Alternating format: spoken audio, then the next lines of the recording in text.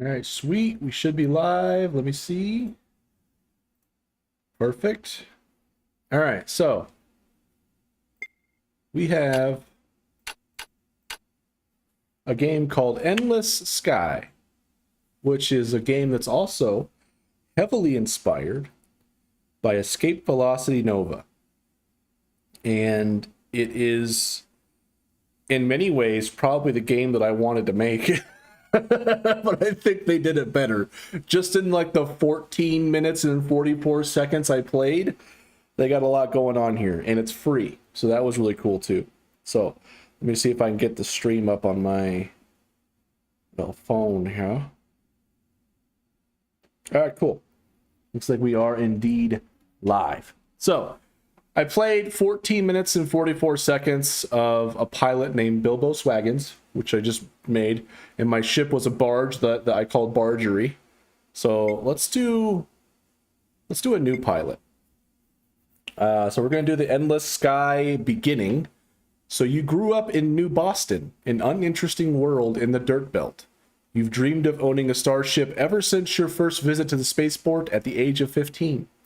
After many long years of working at a textile mill, you finally saved enough credits to apply for a pilot's license from the Republic. Oh my God, stuttering Stanley over here. After receiving the license and the freedom from this planet at your fingertips, you travel to the bank to take out a loan on your first ship. So right away, a similar, I guess not really similar start to EV Nova, but it has a big difference. You take out a loan to get your first ship, which is pretty cool. I do like that aspect of it. Now, it pops open here on the left, which is kind of weird, but I can dig it. I'm fine with it. So, the bank's architecture is what you would have called futuristic back when you dreamed that the future would be less squalid than the present. Story above story of curves and spires and balconies, all in gleaming metal. A doorman stands by each of the heavy glass doors. You are wearing your very best clothes, but you feel shabby next to them. The loan broker's office is equally intimidating. Large computer monitors fill the walls, with stock quotes and other information spilling down them almost too fast to read. You occasionally glimpse the names of places that you have only seen in movies. Aldebaran, Tarazed, and Earth. The pen is heavy as lead, but glides almost without friction as you print your initials on the bottom of page after page of ominous legal documents and sign several dozen statements, notices, and agreements. The banker, a balding middle-aged man in a suit that you suspect costs more than the spaceship you're about to purchase, flips the pages past you quickly, uttering a curt "sign here, now here."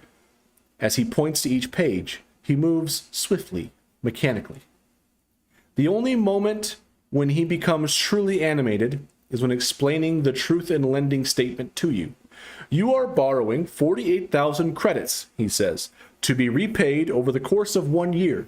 Your daily interest rate is 0.4%, which means that your daily payments are 2,503 credits, and by the end of the year, you will have paid 4,333,567 credits in interest. Sign here. Holy shit. So I'm borrowing 48 grand. I'm going to end up paying in total over 9 grand throughout the life of this loan, like our 900. It's almost $1 million. Damn. That's a lot of money. Sign here, he grins. Now please sign your name one final time. So this is where you can put in what the name of your pilot is, which is kind of a cool intro. I do like that. So I'm going to name this guy Axe Wizard. And last name, BGG, Beards Games Guitars, baby. We're going to click OK. The elevator is so well tuned that you do not even realize it is moving until it has deposited you back into the lobby. But as you leave the bank, you are smiling. This crazy adventure suddenly feels real to you. You are going to do it. You are finally going to get off of this planet. Compared to the bank, you feel much more at home in the shipyard, walking among the rusted out hulks and newer ships that gleam in the sunlight. You smell grease and dirt and rocket fuel. Wonderful smells. There are 3 ship models within your price range. Which one you choose will determine your future. Okay. So, we got 3 choices, and right away, I love the art style. It's very reminiscent of the art style of Escape Velocity Nova in their menus, and they've just basically made that 3D like a reality in the game, which is cool. So these are very Escape Velocity Nova like art, which I think is awesome. So that tickles my fancy. So we could have a shuttle, we could have a star barge, or an interceptor. So let's take a look at the shuttle. And the UI seems kind of weird. So I assume that as you're browsing the shipyard, you know, there'll be multiple ships of each section here. And it kind of does that, but I don't know. It just seems kind of odd to just have all the ships on like the left 1/6 of the screen, and then you have like all this stuff on the right side and like nothing in the middle, right? But I assume it's going to make sense when we visit more and more stuff. And yeah. So the shuttle, although Beetlejuice Shipyards produces other ship models as well, the majority of their profits come from the sales of the shuttle. This versatile ship serves equally well as a passenger's transport or a cargo courier. It also happens to be the cheapest ship you can buy, which is capable of hyperspace travel. Shuttles are not designed to withstand combat of any sort, but they are fast and maneuverable, enough to get out of harm's way if attacked by a larger, slower ship, although they are typically unarmed. They have enough space for one weapon, which is the origin of the popular phrase, as useless as a blaster cannon on a shuttlecraft. All right, so here's some little tidbits here about like what it comes with. I'm blocking part of it, but so required crew, only 1, but there's 6 bunks aboard, which can determine how much passengers and stuff you can carry. That's a new thing. I never thought about that part of it, so that's cool. Fuel capacity. An ordinary hyperdrive jump consumes 100 fuel. Fuel is replenished for free when you land on an inhabited planet. Wow, the future's great. Free fuel? That's amazing. So movement. Oh, interesting.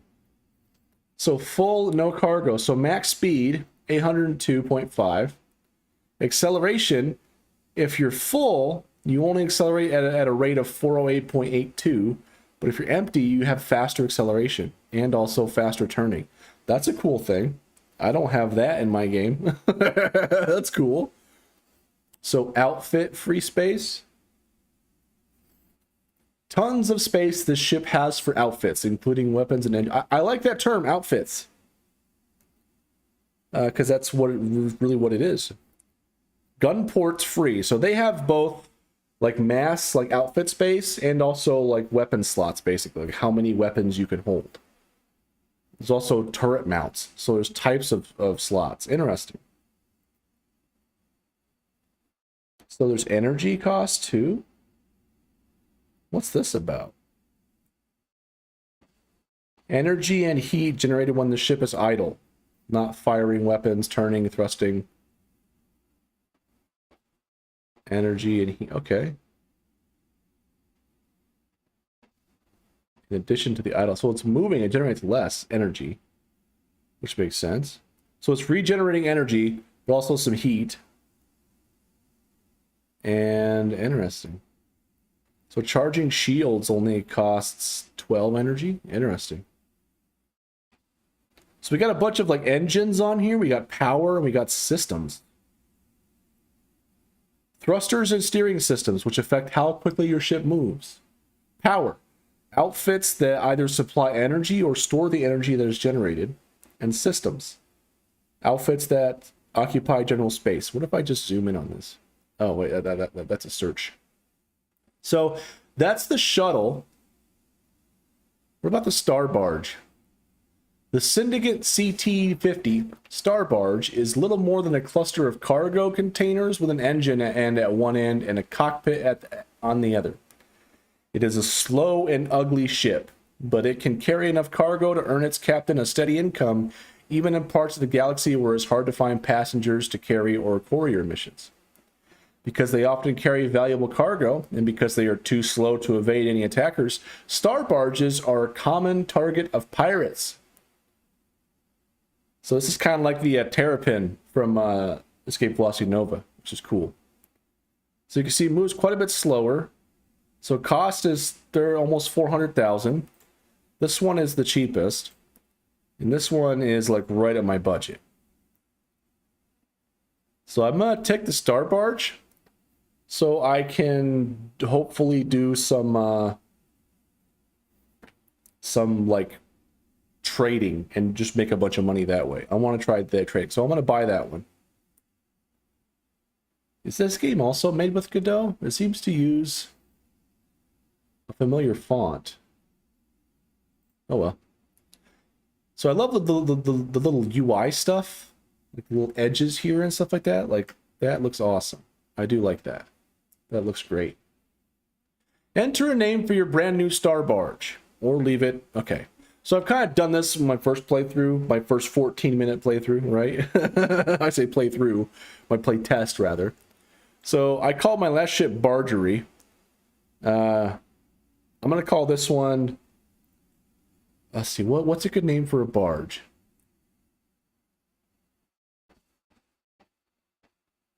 Oh, my headset turned off because it's not making sound. Okay, I'm gonna call this one.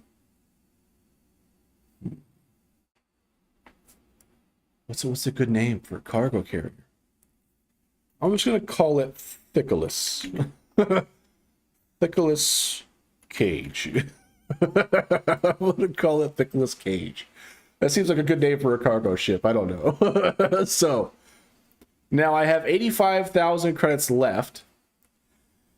So yeah, with some trepidation, you give the shipyard owner your money and take your new ship for a test drive, piloting out of the shipyard and onto a spare landing pad by the spaceport. Then you get out and look the ship over a bit more closely. You're busy polishing out a few rust spots with a piece of steel wool when an old man in grease-stained coveralls walks up.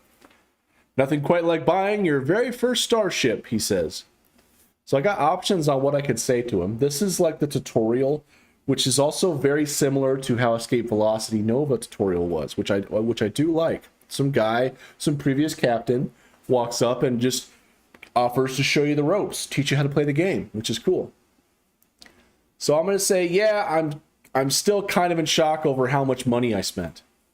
He grins. I know the feeling. It's a crime how much interest the banks charge to first-timers. It's been that way ever since I first started out. You're a captain, you ask? Was, he says. Sold off my fleet a few days ago, and I already miss it, but it was time. Time for me to retire. His voice trails off, and then his face lights up. Say, any chance I could hitch a ride with you? Maybe show you the ropes, give you some pointers? I could pay you, of course. Sure, where are you trying to get to?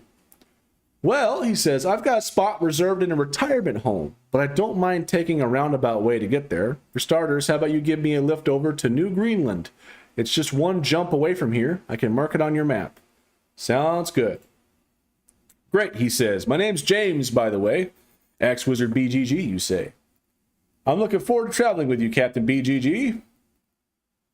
I should have named me like Captain Axe Wizard or something like that. Whatever. As you're helping him wheel his luggage aboard and showing him his bunk, he says, before we take off, you might want to head over to the trading center and stock up on medical goods.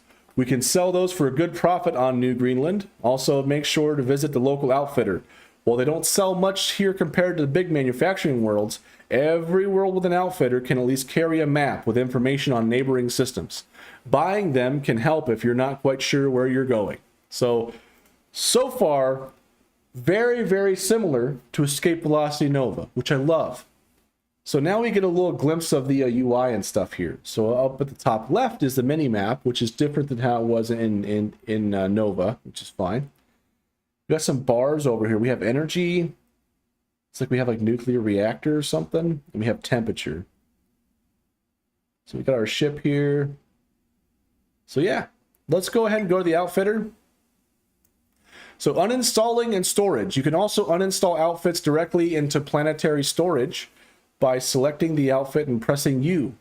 If this can be useful for you, or this can be useful for you if you want to shuttle outfits between ships, store outfits for future use, or simply try on different outfits. Outfits in storage can also be transferred to cargo when you go to purchase to cargo mode. Okay, there's a bunch of stuff I don't quite understand, but I assume will become clear later on. It sounds like if you don't want to sell outfits, like upgrades, you could basically stash them, is what I'm getting from this. Let's see. Outfits that are in planetary storage or cargo can be reinstalled to any outfitter without cost. Cool. If you sell an outfit at an outfitter, then you can immediately buy it back for the same price you sold it, so long as you do not leave the planet. This means that you do not necessarily need to worry about uninstalling outfits when into planetary storage when you are changing outfits. Okay, got it. So here, now you can see we have different sections here, and it kind of makes sense how they have it laid out. Although, I don't know, it still seems like lots of wasted space, but that's just me. So I'm going to search for a map. So here we go, local map. This dataship contains complete information on the 12 star systems closest to this one. Planets, ports, governments, trade prices, available services, etc. You can get all the same information just by exploring these systems yourself, but having a map can save you from making wrong turns if you are trying to travel through new territory to reach a certain system quickly. So I'm going to buy that one. There we go. And now we need to go to the trading. And I like how they have this laid out already. They just have this right here. It's simple. They got buy sell buttons. So he said medical equipment, right, which are low. So I'm just gonna do kind of shift. Oh, I could just hit buy all. Okay, anyway, I've got a full hold. I've still got 54,500 credits left, so that's good. So now we are going to go to depart, I guess. So here's where we are in space. So already this thing is kind of a truck. So how do I I want to check out a different planet just for fun. How do I do that?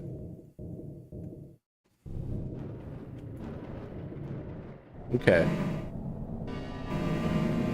Oh, those guys took off. Authorship, remnant block. I have no idea what I'm doing. Hi block, bricks and... So there's a bunch of chatter going down at the bottom left of various ships. I assume, like, doing random hails. So let's take a look at the map. So we're going to the Arcturus system. It's friendly.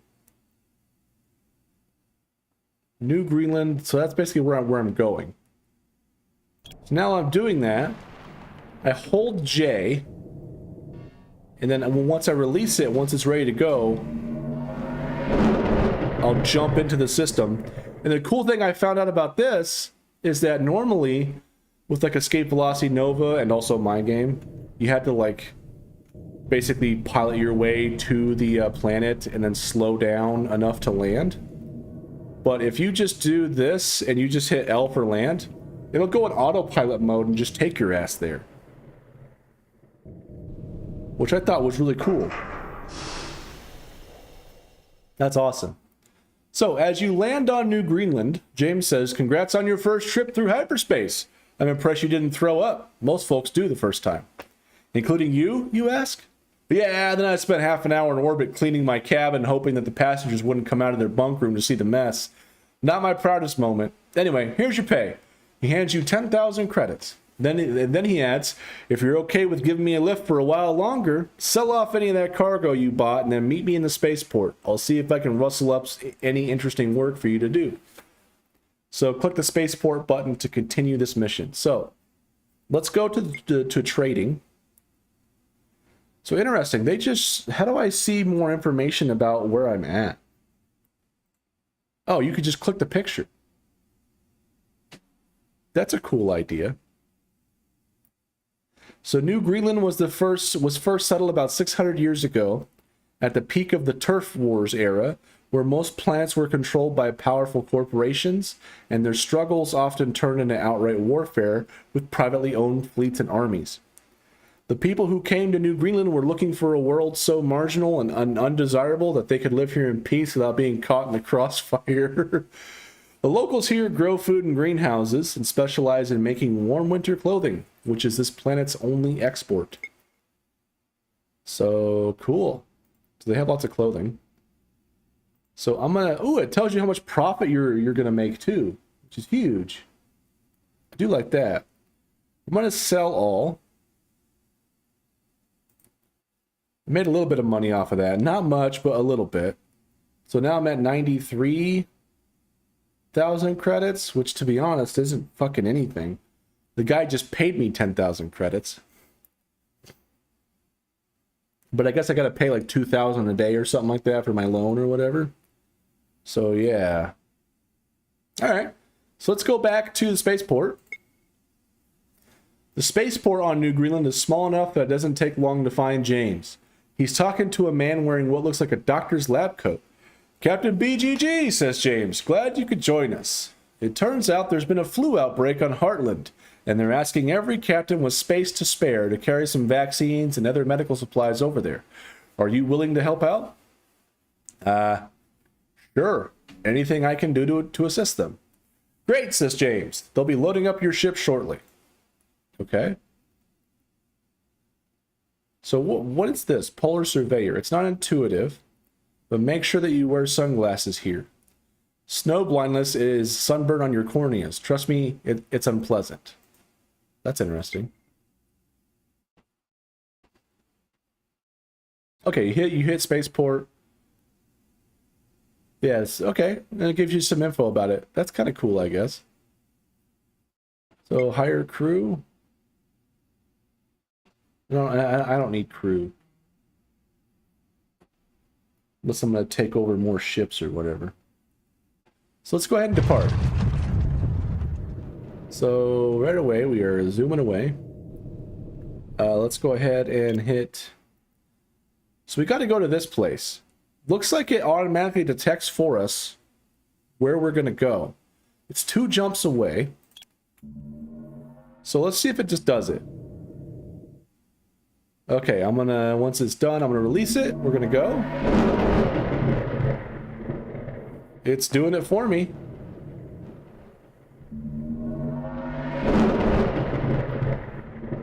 Okay.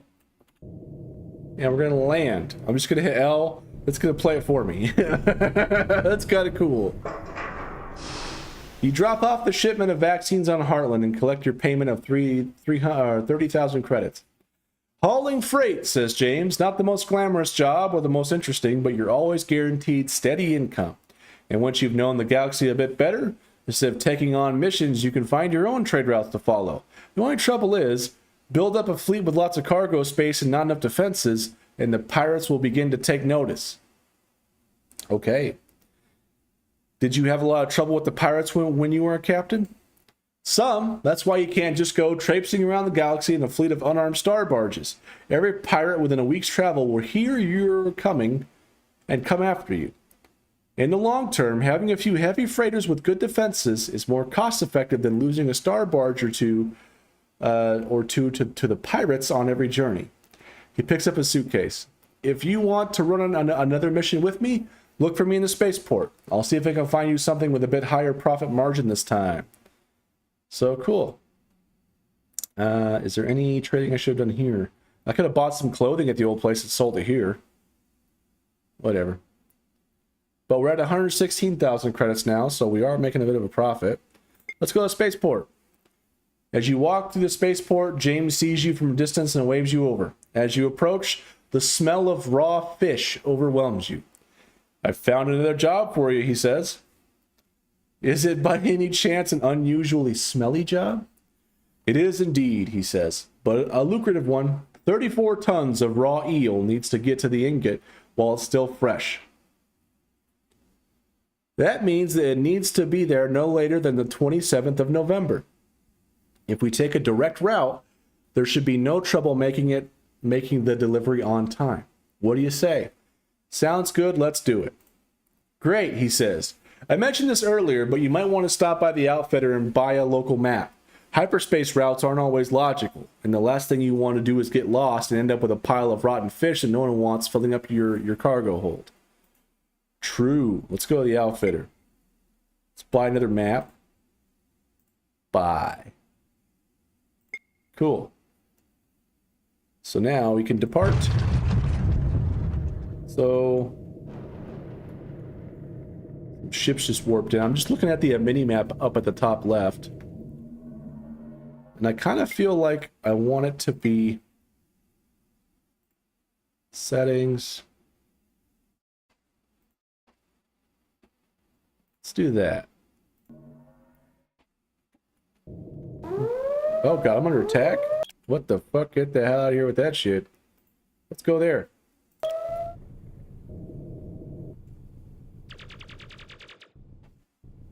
I think someone's about to attack me.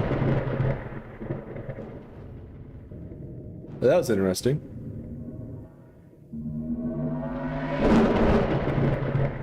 I do like how they do the hyperspace transition too. That's really cool. Lots of asteroids here. Alright, and then we'll go land. Landing on Ingot. So, it seems to just have the default system selected. I don't know if that's just because I'm on a mission here or what. By now, your entire ship smells like brine and raw fish. But as best you can tell, the fish is still fresh enough to eat. The dock workers on Ingot offload it without comment and give you your payment of 35,000 credits. If you can line them up right, says James, rush deliveries can be your best source of income as a freighter captain. And keep your eye out for missions with large amounts of cargo too, because your barge's hold is definitely big enough to handle them.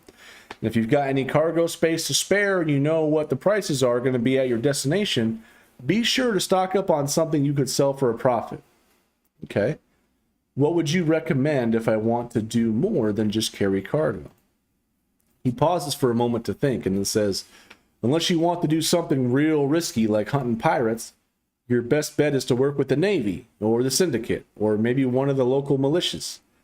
Any one of these would be a decent choice, although they each have their own problems. If any of them offer you a mission, go ahead and take it. That's a good way to build connections and get to know the lay of the land.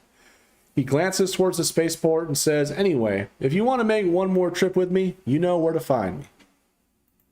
Cool. So, trading. I don't know. I should probably see what the mission is first. You find James talking with a group of miners who seem to be old acquaintances of his.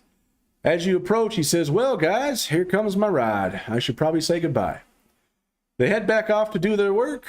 And then, let's see, they head back off to do their work. Every time I land here, says James, I'm amazed this station hasn't been wiped out yet by a meteorite. Can you imagine spending your life here? It does seem awfully isolated, but some people might enjoy the solitude. I suppose, he says. Anyway, I think it's time for the last leg of my journey. Do you think you can give me a lift to Hestia? I'll pay quite well for your services, of course. Sure, I could take you there. Once again, you walk back to your ship with James. Once you get there, as he's stowing his luggage, you pull up the information on your computer has on Hestia. It's one of the paradise worlds, terraformed to have a perfect climate, accessible only to the very wealthy. You wonder whether James is going to be able to fit in there. Okay, so that must be his retirement home planet. So how do I pull that up? Can I just hit M from here? I can. So what's all this shit? Why does it have 2 ticks next to it? And why is this one green? Has been visited. I mean, that's been visited too.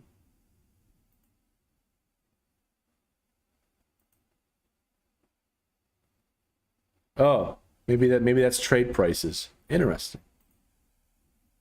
Oh, so you could see what they're gonna. So you could plot out your trade ahead of time. That's New Kansas. We got to go here. We don't know anything about it. So let's go ahead and hit the outfitter. Let's grab a map. Now let's take a look at it. So New China. So Merak is Republic space. So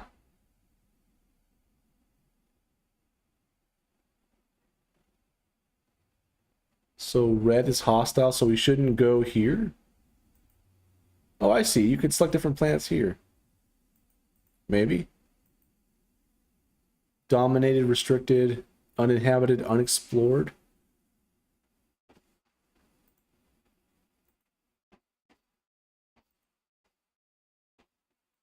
So it doesn't have any trading, it looks like.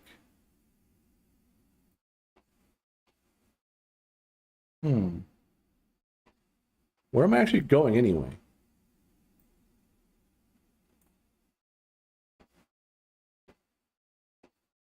What do these little ticks mean? I don't know what those mean. Usually in like Escape Velocity Nova, it means you have a mission there.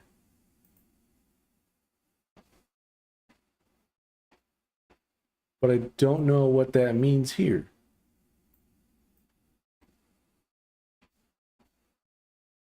Where did he need to go again? Let's see. Do we have like a job board? Holy crap, that's lots of jobs. So I'm landing on Ingot. Where do I see what my jobs and stuff are? That's jobs. Preferences. Controls.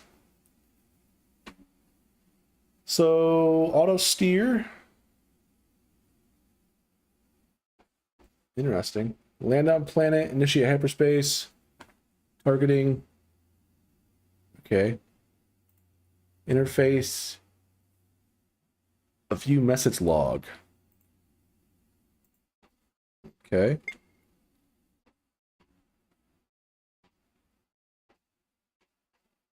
So that's cool. Oh, that's nice. Oh yeah, I'm paying 2,503 credits a day in mortgages. That's funny. So I can hide the less important chat, which is nice. I wish I could see what my current... I already forgot where he told me to go.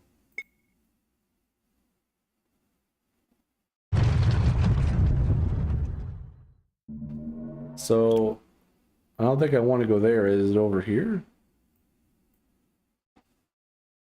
Where is the mission? I guess this is it. So let's go here. I want to land. I'm gonna go land on Ingot.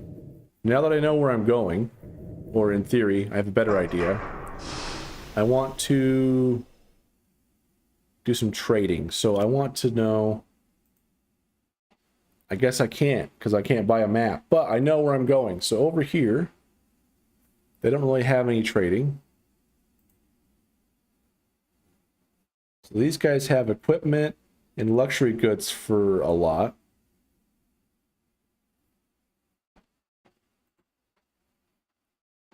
Food, equipment, luxury goods, plastic. Okay, let's go check out trading. Food is high. Their equipment's low. Luxury goods are medium. Let's just buy as much food as we can. Then we will depart. And then we'll just go over here. And I guess we don't have to really move out in hyperspace. We can just go. Which is nice. Okay, I'm going to land on a planet called Watcher. Which I guess is just the default planet. Okay. Watcher is a small moon. How do I determine which planet I'm going to land at?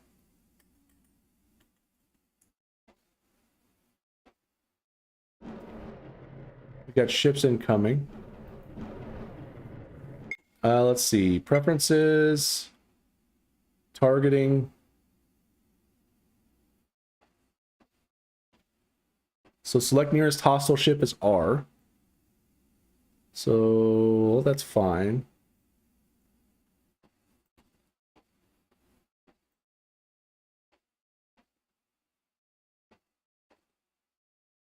Like nearest asteroid. I don't want. How do I just pick a fucking planet?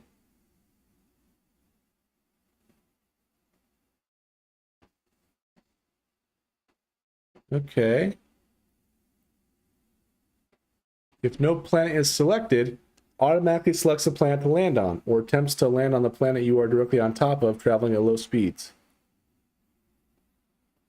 If the planet is already selected, double tapping it will cycle to the next planet. Okay. But how do I just frickin'...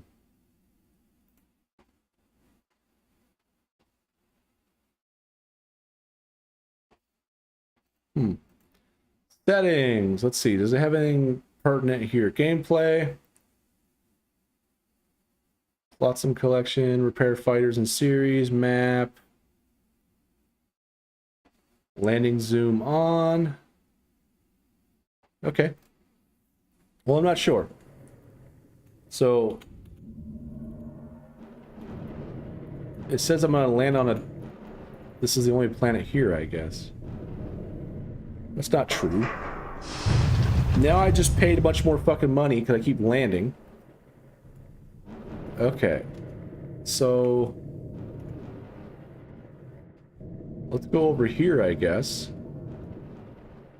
See if I can land on one of these planets over here. Do not land on Watcher. How do I fucking select a different planet?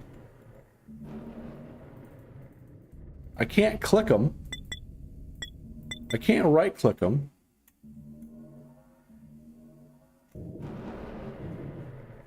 Okay, this is so far...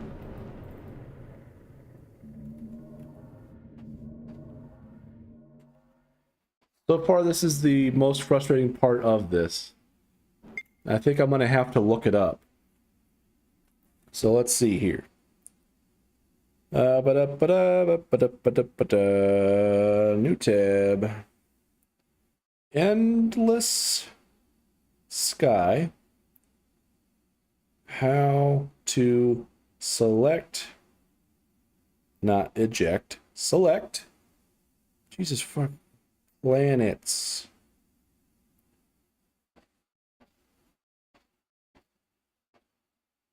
Okay, how to select planet to land on using keyboard only. Let's see. Oh. Pressing the N key toggles between all planets in the system? No, that's all ships.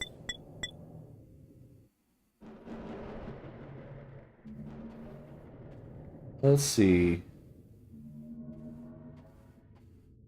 Hope no one attacks me. I'm just drifting through space.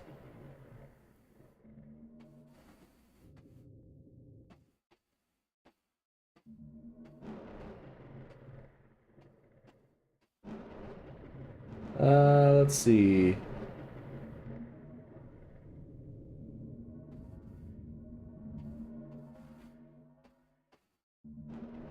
So, rapidly pressing L cycles multiple planets. I was told that there is multiple fucking planets to land on here. Why do I keep landing at this shit planet that doesn't have any fucking services when the map said that there was trading here? Oh, wow. Watcher is a small moon, the only world in this system that sustains any indigenous life. Because of low gravity, humans have not yet built a permanent settlement here. It is occasionally visited by biologists. So why the fuck was it showing me a bunch of trade data about this fucking system? I just wasted about 10 grand here just departing and shit like that when it doesn't have any fucking shit. That's annoying. Yeah, you are here. Yeah, thanks. Fucking thanks. Yeah, so over here, it's got a bunch of fucking stuff. Does this planet have anything?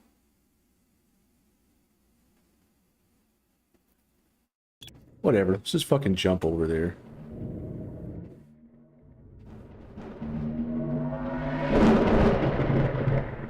Alright. Let's land on some place called Follower and see if they actually have any fucking services here.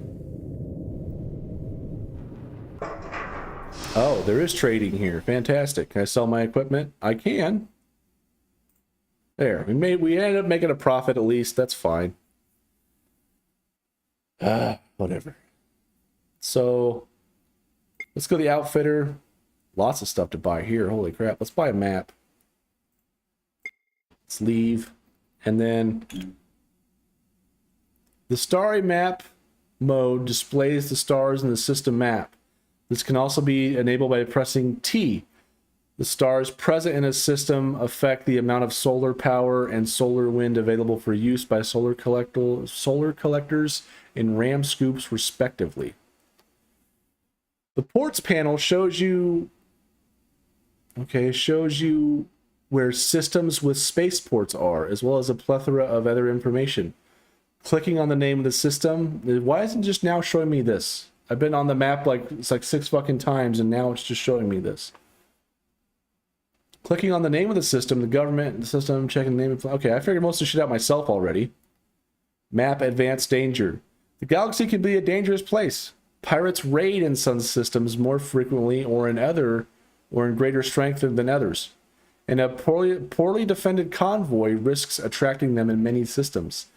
To get an idea of the relative danger of different systems, click on the alert icon next to the system name. To the alert icon. What the fuck is the alert icon? I assume it's this stuff here, maybe?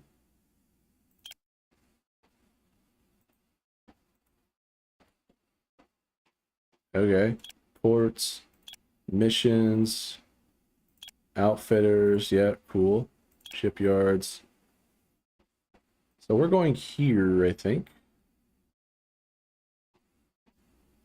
Because this is where our mission is, I believe.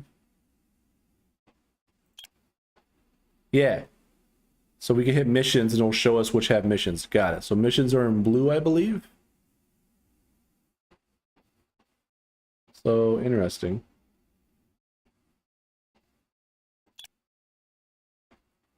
So these guys look like they don't really have too much going on as far as trade. Nothing's going to make a big profit here.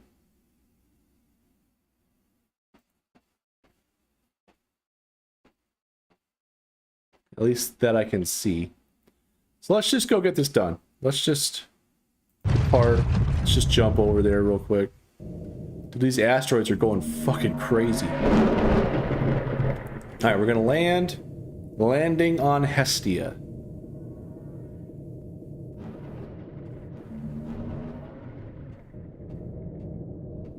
That's kind of cool. As you are piloting your ship down to land on Hestia, James disappears into his bunk room. After the ship has landed, he comes out, no longer in grease-stained coveralls he's been wearing up until now, but in a suit. As a lifelong textile worker, you automatically note that the suit is made of real wool, very finely woven, and that it has been tailored to fit him. He smooths down the front of the suit distractedly and then looks at his hands as if unsure of where to put them. How do I look, he asks. Like a millionaire. Well, that's the other thing about being a captain, he says. You can get filthy rich. There's an awkward pause. You're unsure of how to respond. Then he says, thing is, this here planet's one of the most exclusive retirement communities in the galaxy. Plenty of the locals are probably worth more than 1 billion credits, but they're mostly financial or business types, or old money. I'm rich enough to be here, but I just hope they're willing to socialize with someone who made his fortune flying a ship.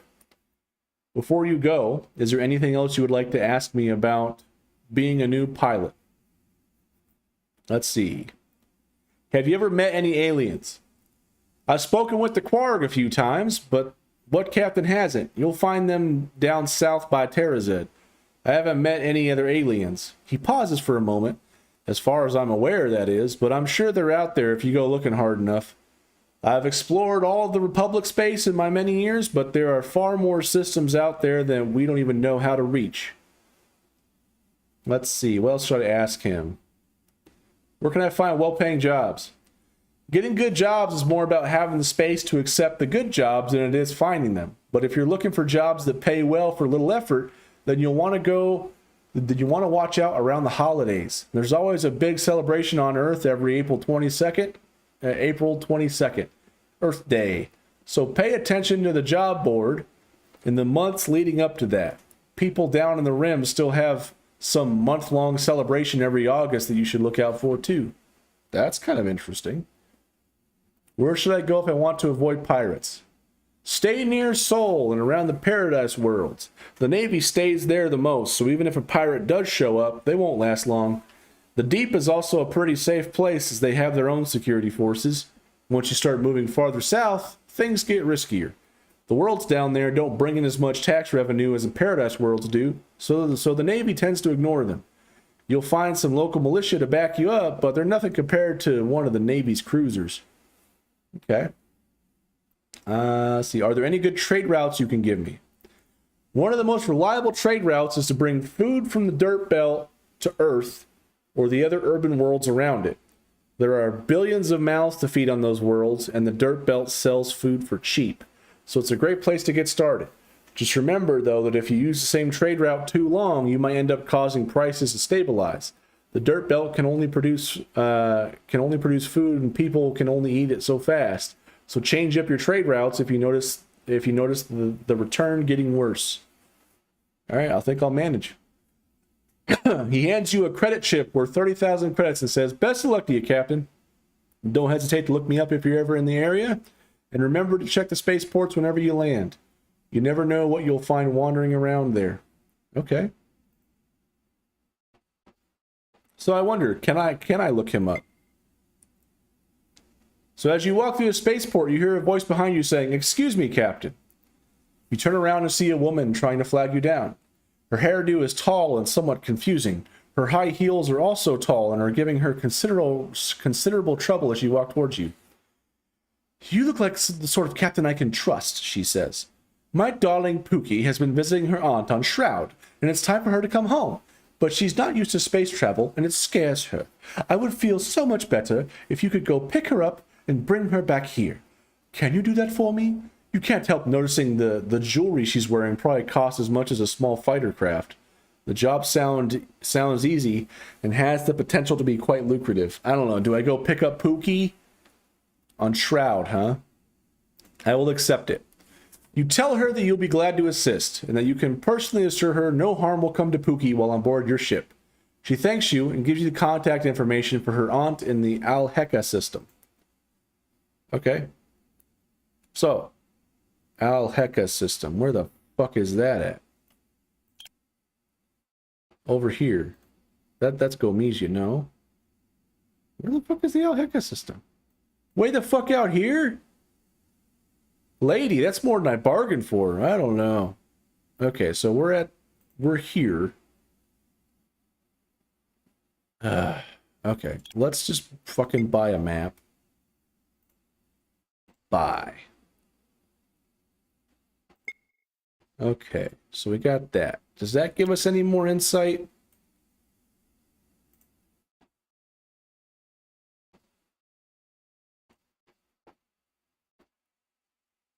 So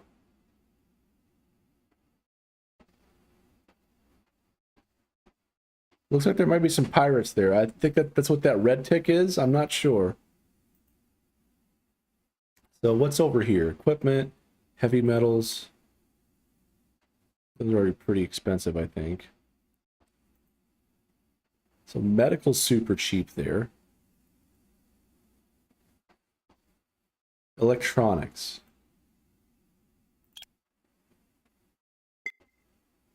Electronics are medium here. It's not great. So metal's pretty low. So if metal is low, that's also low there. Could sell more there. It's low there. I could try docking here and seeing if I can sell some metal to make a profit. Let's do that. Let's load up on metal. And then, oops, let's depart. And let's just go to here. Engaging autopilot to jump to the Maya Placidus system. Bro, I mean, this looks pretty cool. Yeah, it seems alright. It's definitely... To be honest, it's kind of making me think, why am I even making my own game? I could just play this. So let's land. And let's see what we can do here. Alright, so trading. How much can I sell my metal for? A profit of 18? That's better than nothing, though. Ah, whatever. Sell all. Made a little bit of a profit. So let's see. We need to go to... There's no outfitter here, which is a problem.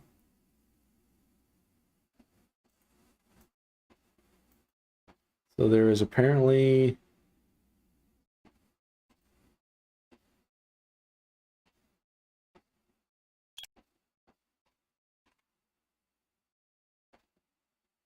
So has no outfitter. So none of this stuff has outfitters. Okay. Well, let's see. What we got over here?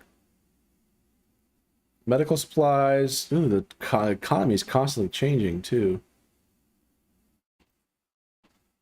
So let's see. What sells low here? Lots of stuff sell low. Clothing.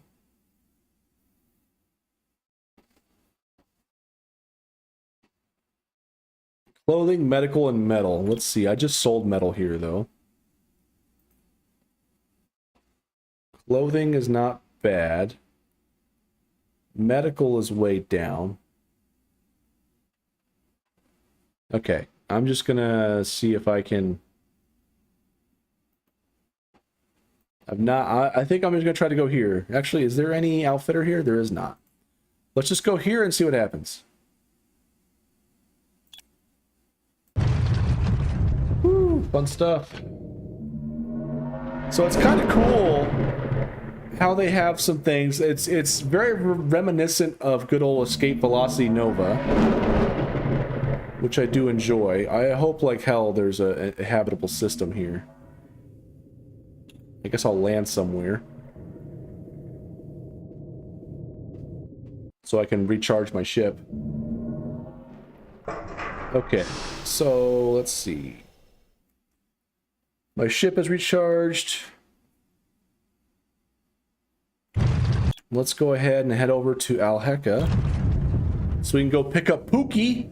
That's the mission we're doing right now. I hope it pays enough to at least pay my loan or whatever. Landing on Shroud. You called ahead while your ship was landing and agreed to meet Pookie's aunt at the spaceport. She told you, meet me outside the shop with the ridiculous sheepskin coats. The shop is not hard to find. The mannequins in the window look like feral sheep with overgrown wool in bad need of grooming. The only person standing outside the shop is a tall woman in a suit who is busy making furious marks on some sort of document with a red pen. She has a small poodle on a leash. It is busy nipping at the heels of everyone who walks by.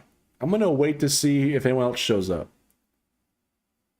Eventually, she looks from the paper and she sees you standing there. Are you Captain BGG, she asks. You nod. Thank heavens, she's all yours. She hands you the leash and a large bag that appears to be full of chew toys. Here are her toys, her food, and her outfits, which she hates. Feed her twice a day or she will go berserk. Do not feed her more than twice a day or she will throw up. As she continues rattling off instructions, you ask, wait, Pookie is the dog? Short for Pocahontas, she explains. Good luck, and I hope my sister pays you well. She walks away. There's nothing else you can do but bring Pookie back to your ship, where she immediately squats against the landing strut. Great. Amazing. Okay, outfitter. Give me a map. I'm going to buy that map. So now...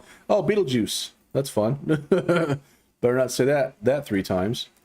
So now I got to go back to this Talita system. But on the way, is there any trading? So first, let's take a look at trading here. So clothing is low. Medical is low. Industrial and electronics are very low. Okay, let's try to get some of this stuff. Let's score some electronics. I'm just going to go balls out and just fucking buy them. And then we're going to go look at a map and see, well, where we can sell electronics. So fact, apparently, might be able to sell it for more. So let's head there.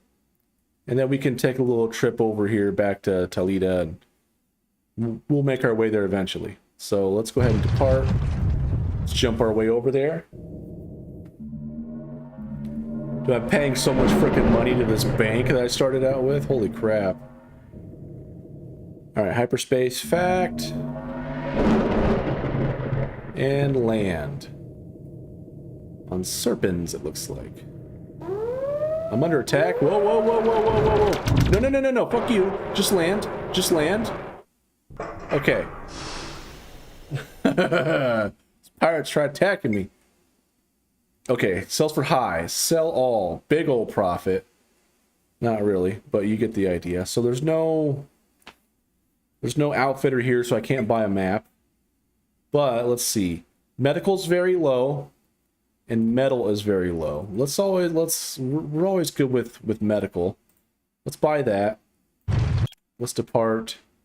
And then over here, looks like medical will sell for a little bit of a profit.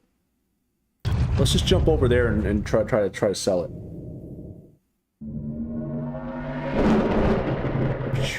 Okay, we're gonna land.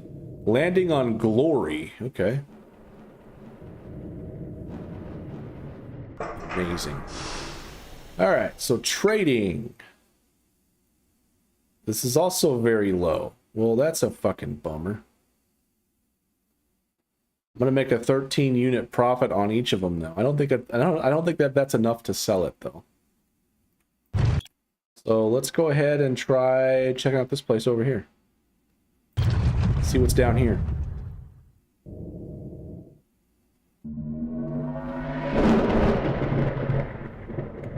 Lots of stuff going on here. Lots of ships. Lots of landable planets, it looks like. Or maybe just one. Outfitter, give me a map, please. Buy. Trading. Medical, I sell for more. I'll take it. Not really enough to make it worthwhile. So metal is low here. And medical is low here. I just sold the medical, so that's a bummer. Let's take a look and see what else we got. Do I have metal in my ship right now?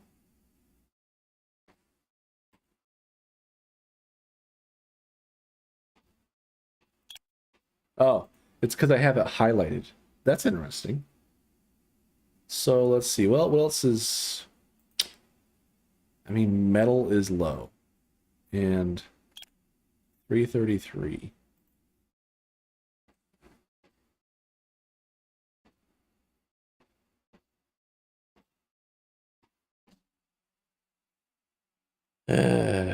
This has like 2 ticks next to it. Does that mean it's like super dangerous? So not really any good trade in the direction that I'm going. It looks like medical is super high over there. So I could just buy the medical shit back. And then I can depart. And then we want to go over here. So if we can just jump over to that system.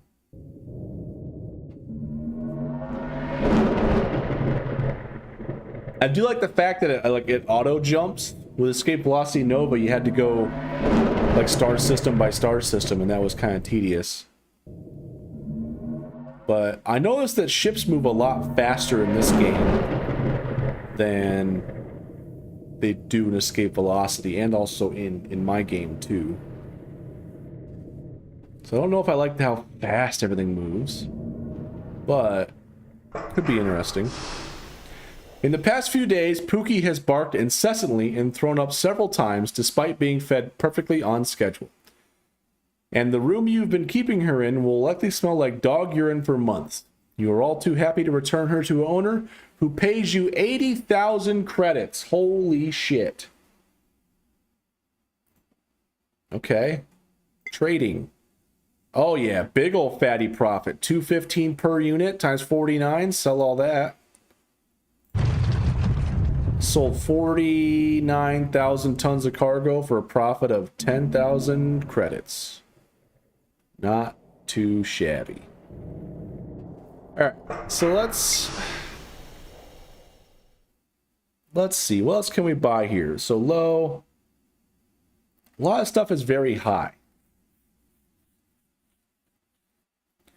So where even are we? Like, where is Earth? I assume Earth is over here.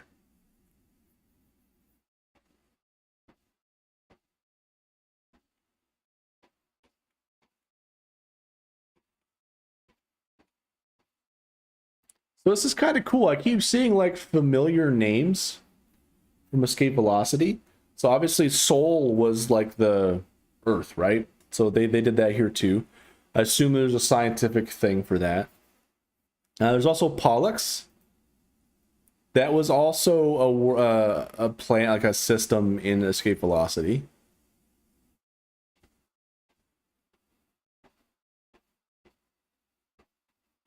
I feel like Elnath was as well, but I could be wrong. I feel like Vega definitely was. Saren definitely was.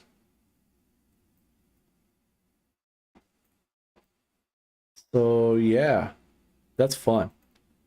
So let's see, food. Could buy a bunch of food.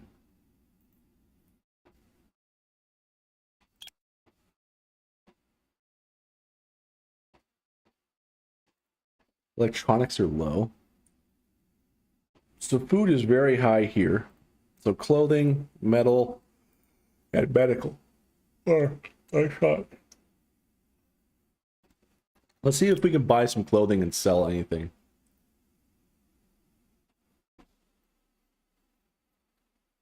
Interesting. Does this show me places where it might be good? I don't know. I still don't understand what these little ticks mean. I don't quite understand it. I want to say it's like danger, but I'm not sure. So Pollux. Clothing wouldn't be good there. Clothing is not even like sold there. What about metal? Metal will be a profit there. Let's just take the metal. We'll buy all. Depart. We'll go to Pollux and see if we can hopefully find an outfitter with a map there.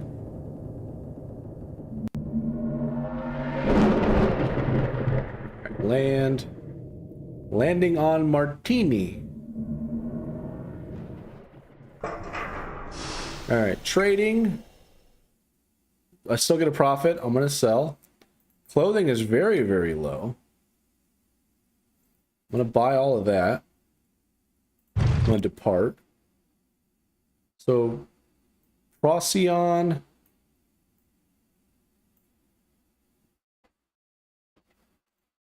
going to go here.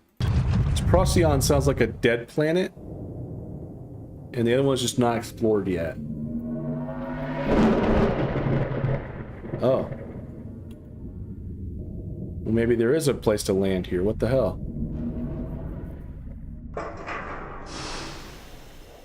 In the late 2300s, Cassandra was the subject of one of the most ambitious terraforming projects performed by humanity up to that point. An attempt to rapidly modify its biosphere and jumpstart the process of making the planet more than perfect for human habitation. The project never came to be.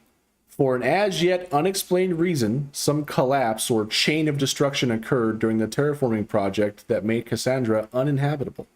Ever since then, ever since Cassandra has been discreetly left out of the public record by the terraforming industry. This appears to have been an ocean-covered planet when the terraforming project was initiated. Almost everywhere you go is a dry and dead salt flat in every direction, occasionally rising steeply into the pale watersheds and ranges where rivers and islands once were. Wow. Okay. That's fun. I guess we'll go here.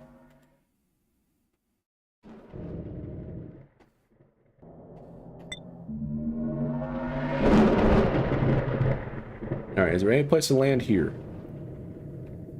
Landing on a place called Relic.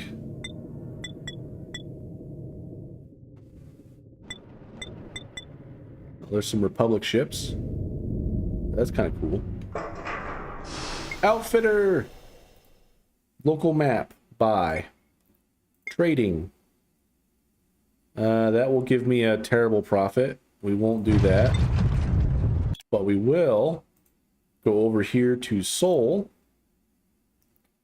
which is where Earth is. Let's go see what Earth has going on in this space game.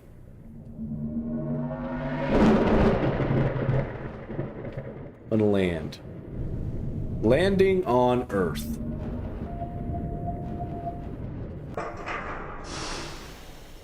Oh, so I'm trying to... Oh, that's cool. It played a sound when trying to scan your ship. That's cool. The ancestral home world of humanity. Earth has a population twice that of any other inhabited planet. Sprawling cities cover large portions of its surface, many of them overcrowded and dangerous. Some people work to scrape together enough money to leave, while at the same time, others, born on distant worlds, make a pilgrimage of sorts to see this planet that once cradled the entirety of the human species. Earth is also the capital of the Republic. Representative government becomes complicated when one planet has a greater population than 100 planets elsewhere. As a result, settlements of less than 1 million are grouped together into planetary districts that elect a single representative between them. A source of much frustration in the frontier worlds. Wow. All right, let's get a map here. And then let's trade. So it's low, but we'll make a profit. So we'll sell all of it, make a little bit of a profit. Food is high. Plastic is very low. Medical is very low. A lot of stuff is low, including luxury goods. I can make a fat ton of money on luxury goods. So let's see. Let's go to the job board. Factories on Earth are suffering from mineral shortage. Harvest 121 tons of lead and return to the Earth. I can't even do that one. Let's see. Deliver 50 tons of gold wire to Sinter in the Alberio system by Wednesday, the 19th of January, 3014. Payment is 111,000 credits.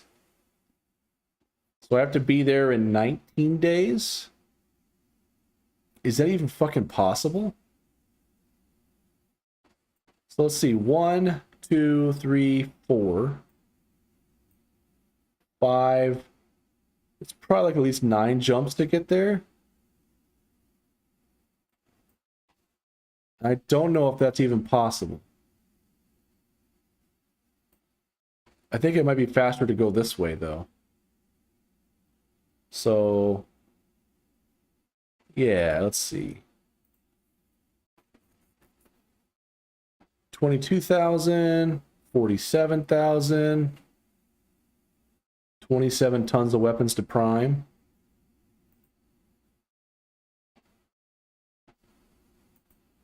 Interesting. This is a lot of choices to go here in my little shuttle here. And the sad part is, most of this stuff won't even make enough money to break even. Because I'm losing about, what, 2,300 credits a day on this loan. And every time you jump, I believe it takes 1 day. When I depart from a system, it takes a day. So it's like just money everywhere, basically. So this one would give me a lot of money. So let's do that one. Rush delivery. We're going to accept, and we're going to take our chances and try going to Delta Capricorni. That sounds amazing. Let's accept it. Done. Let's go to Delta Capricorni. Let's just jump over there. Wow, lots of ships are scanning me. That's fun. My ship is named Nicolas Cage.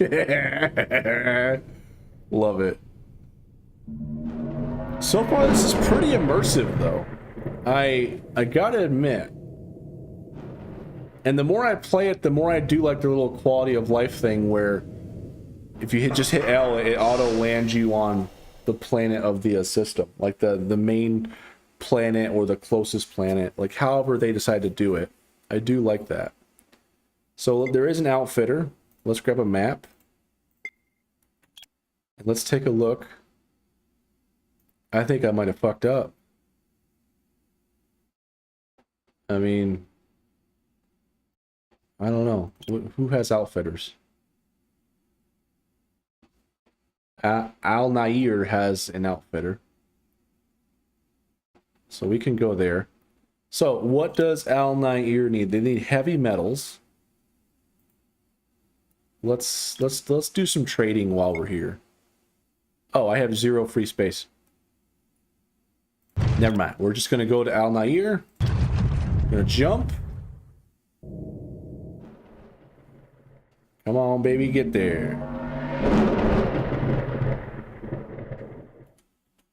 No ships here. There's one. Raider.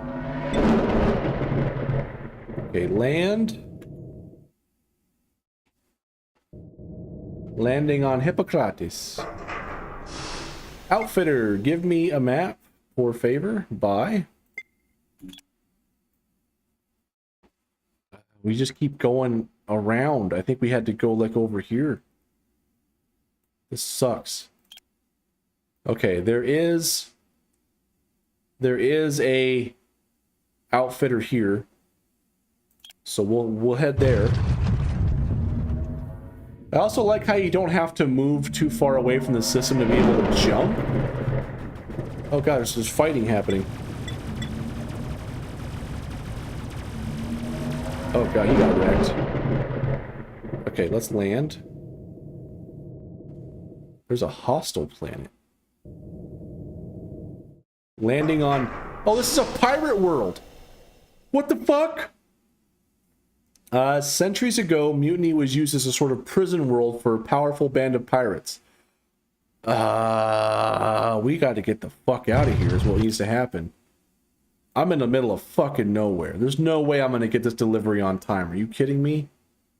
Shit. I chose wrong. Oh my god. I'm just getting farther away. It's hostile. Buccaneer Bay. This is all fucking pirate shit. Shit.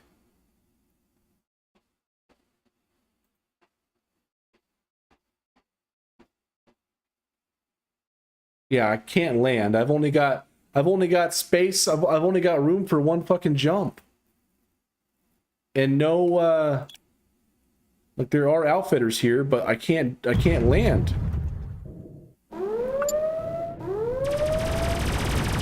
Yeah, I'm getting my ass kicked. I'm dead. Fuck. Stranded. Oops, you just ran out of fuel on an uninhabited star system. Fortunately, there are other ships willing to help you. Press N to cycle through the ships. When you have a friendly one selected, press T to hail it. You can then ask for help. Nah, I'm fucked. I'm dead. There's no stranded. I'm just fucking dead. Well. That's fun. Oh, I died. I can't even load my fucking game? Load game. Here we go. I can't. Okay. Let's get the fuck out of here. Nope. There are pirates everywhere. I am just getting obliterated. These damn pirates, man. Relinquish all your credits. Oh, I've been plundered. Hey, pirates? Can I still, like, get the hell out of here? Looks like I'm... Pay up or I'm gonna walk your crew out the airlock. Okay. Wasp. Vulture of Destruction. That's cool. Well, I'm not sure what the fuck else to do. Here, let's load, like, I don't know, previous... Yeah, let's load from fucking Seoul. Okay, do I still have... Okay, good. So, now we know that that's not the way to go. That just goes straight to fucking pirate land. Let's go ahead and let's make it over here to Selbarai. Because that place has an outfitter. And then I can get a map there and also recharge. Because my ship only has 3 hyperspace jumps. And yeah, holy crap. Well, that's fun. I unknowingly just went right into pirate land.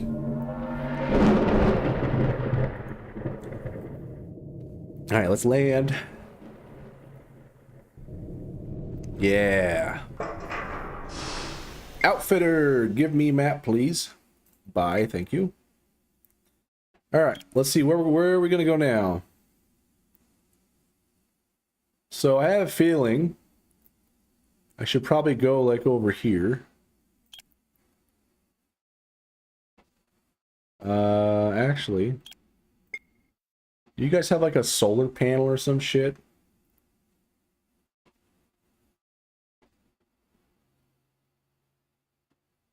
You guys just have some weapons.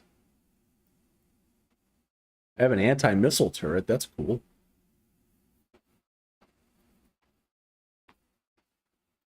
So you guys just sell missiles and like that's fucking it. Everything else is shit I have that I can sell if I want. Well, I feel like I should go here. But I'm gonna play it safe. Let's go down to Cowes Borealis. Because they do not have an outfitter. Shit. I mean, we can go here. These guys look like they do sell some stuff. Let's go there. Should be fun. The Rasselhaug system. Okay, we're gonna land. Dude, all these ships look so good, too. Alright, outfitter. Let's also buy a map, just for shits and giggles. And then, do you have...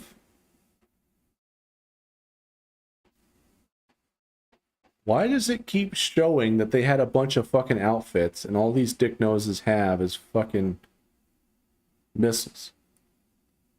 Not sold here, not sold here. Unless it's like a different planet? No.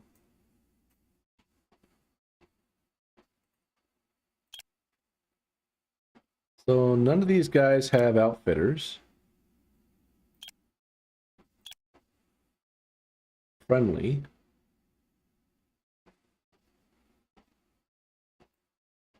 So I guess we could try going here to Peacock. And hopefully they have a system that I can land. Would you say you're gaining valuable info from this game? Yes. I'm gaining lots of good info about things I like, things that I'm not clear on. If anything, it's just stoking the fires of like inspiration, you know. I'm getting creative juices flowing. Oh, why did I do that? I just jumped to an unknown system. I meant to hit... So apparently if you just hit J, it just fucking jumps to another system, even though you didn't have it selected. That's interesting. Okay, outfitter. Buy. Again, these bastards don't have... Here we go. Holy crap. I think we're gonna make it. So we got 1, 2... It goes to Tarazed. Interesting. There's Republic Planet, and there's a Quark Planet.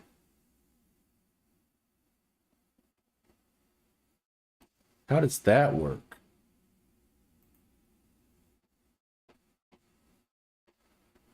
So let's just go ahead and make the dash to go get this, 'cause I got 7 days to make it there. So yeah, we should be able to get this done and get fucking paid like 111,000 credits or some shit. So far, some of the things I really like.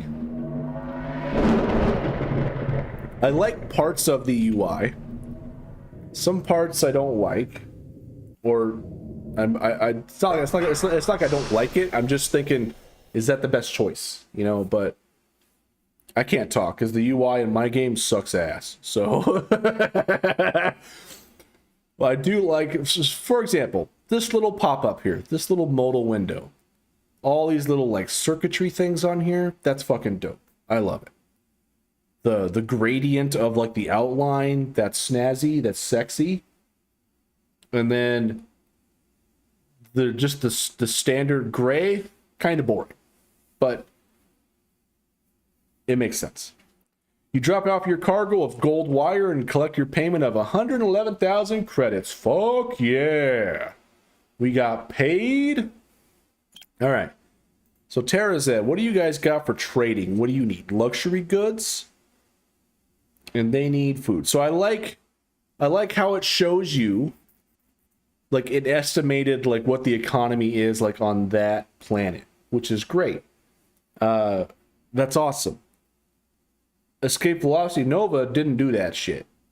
You might ask like random traders and they might spout off some bullshit like, hey, the price of food over in the star system all the way across the fucking galaxy was low the last time I was there. It's like, okay, I'm not gonna piece that together, right? That's kind of useless.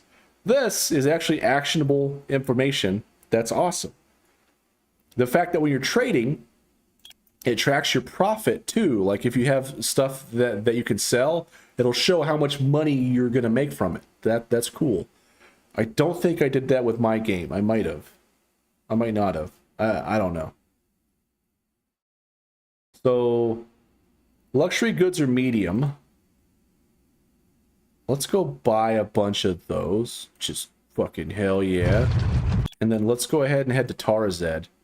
I want to check out that Quark planet. I want to see what the aliens are like. Yeah, I love little shit like that. Me too. Oh god. Land. I'm being attacked by somebody. Who's attacking me? Oh wait. Dude, there's a Bastion ship protecting me. Hell yeah. Get him.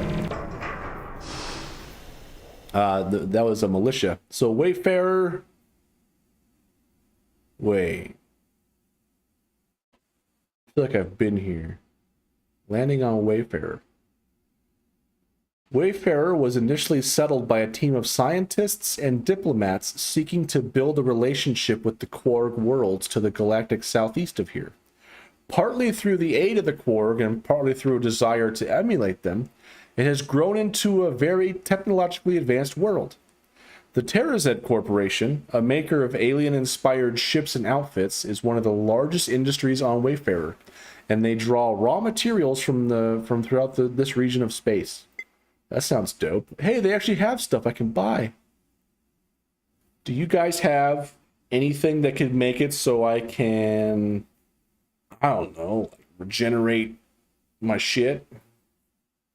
Ooh, here we go. Let's see. This early commercial photovoltaic system was the driving force behind humanity's first interplanetary trade network. Rugged and modular, it can be bolted to the hull of any ship and has seen even the most remote parts of human space. Solar Collection 6. So does that actually make it so that I have more jump? Because it did Escape Velocity Nova, and I don't want to assume it's going to do it here, but... So mass 24. Outfit space needed. That's kind of interesting.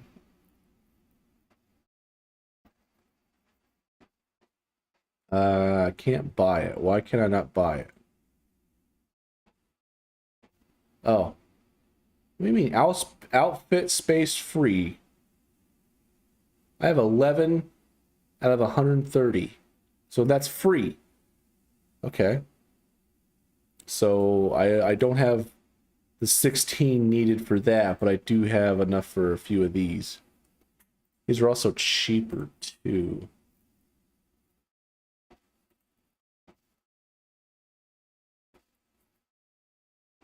So let's buy a few of these. And I've got 7 outfit space free. Holy shit, that's a big ass battery pack. Super capacitor. With a powerful enough generator, many ships do not need batteries at all.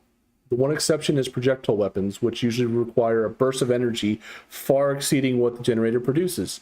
Supercapacitors provide just enough energy storage for those weapons, without requiring you to install a bulky battery pack. Interesting.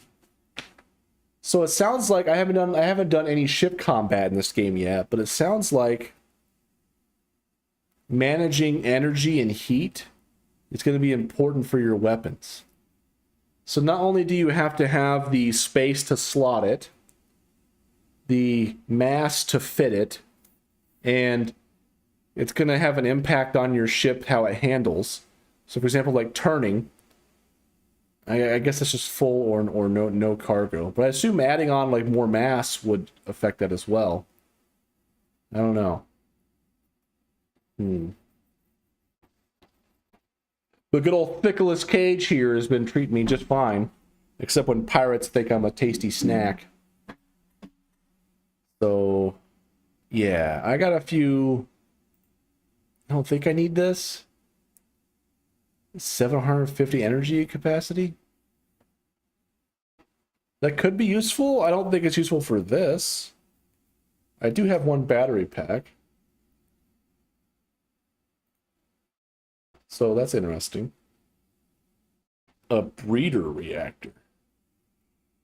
That sounds naughty. Holy shit. What, hand-to-hand laser rifle? What the heck? You could equip your crew with weapons? Capture attack. What the hell? There's so much to this game. Increases the strength of 1 crew member when attacking another ship to capture it. Each crew member can only wield 1 weapon at a time, but they will use whichever weapons provide the highest power. Wow. Okay. So that's interesting. That's real interesting. So I have a turret mount. I could potentially put a turret on my ship. Oh, never mind. I have 0 because I have an anti-missile turret slotted on this bad boy. So that's fun. So I bought... Oh yeah, I was gonna sell my luxury goods. Profit of 160 every unit. That's cool. So cool. Bank. This is the bank. Here you can apply for new mortgages if your income and credit history allows it. The bank is also a good place to get an overview of your daily expenses, mortgage payments. Paying off a mortgage early means you pay less interest to the bank, but it's sometimes wiser instead to use your money to buy a bigger ship, which can earn you more income. So, man, I've only got 303 payments left. Let's pay... My credit score is 462. Wow. Bank advanced. When entering a credit value at the bank, you can put in an exact number of those suffixes, K, M, B, and T, as shorthands for thousands, millions, billions, and trillions. For example, entering a value such as 100K would count as 100,000 credits. Entering a number that is higher than that, than what you or the bank have available, will default to the maximum value available. For example, entering in 1 million to pay off a 100,000 credit loan will completely pay off the loan without giving extra, should you have available credits. Okay. Paying off part of this debt will reduce your daily payments and the interest that it costs you. How many extra credits would you like to pay? I've got 246,000 right now. I'm going to pay 100K. There. Now my payment's only 1,933 a day. So I paid down a little bit. Fun stuff. Yeah, holy crap.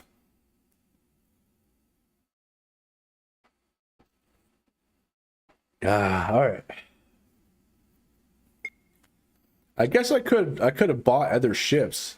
Ooh, transport. What's this one? Wow. The Tarazed Blackbird is a high-class passenger transport designed to move large numbers. Oh shit, 3.71 million. Wait, that's a lot of money. So I'm kind of looking at how they have their information displayed too. Because on my game, I was struggling to determine how I wanted to actually just show the information. Now that I'm kind of playing it, I do sort of like what they're doing here. Where they just have all the stuff you can buy on the left. They just have the information about the ship you're looking at here with your ship immediately next to it. So you can kind of compare what it comes with. There's no way I can afford that though. This is way more in depth than I anticipated. It's kind of crazy. Yeah. They have a bunch of like different stats and variables and stuff that I didn't even think about, which is cool. And I'm trying to think of, would it add anything to my game if I did this stuff? I think no. For what they're going for, it's awesome. For my game, I think mine is I'm aiming for to be a little more simpler, which is kind of disheartening now that I think about it, because this game's fucking free. Why would you play my game when you could just pay when you could just play this one? But yeah, pretty cool though. Yeah, so holy crap, they got light freighters. Hauler, 2.8 million, 1.2 million, 2.7 million. A medium warship, holy crap, that thing looks mean. 8.4 million, 15.5 million.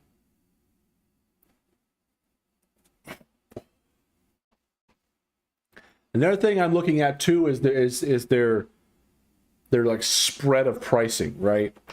So a basic shuttle starts at about 338,000 credits. A heavy warship is like 15.5 million. In my game, it was like a basic shuttle, I think is like what, 10,000 credits or some shit, and then like a high-end warship is like trillions of credits. That's a much larger spread.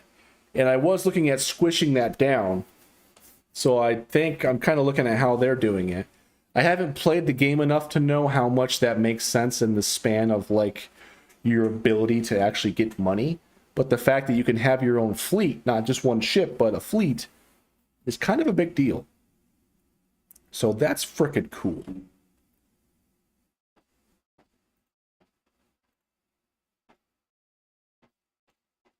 So yeah, holy crap. A little Fury. So what does this bad boy get me? It's how is it a lot slower than what mine is?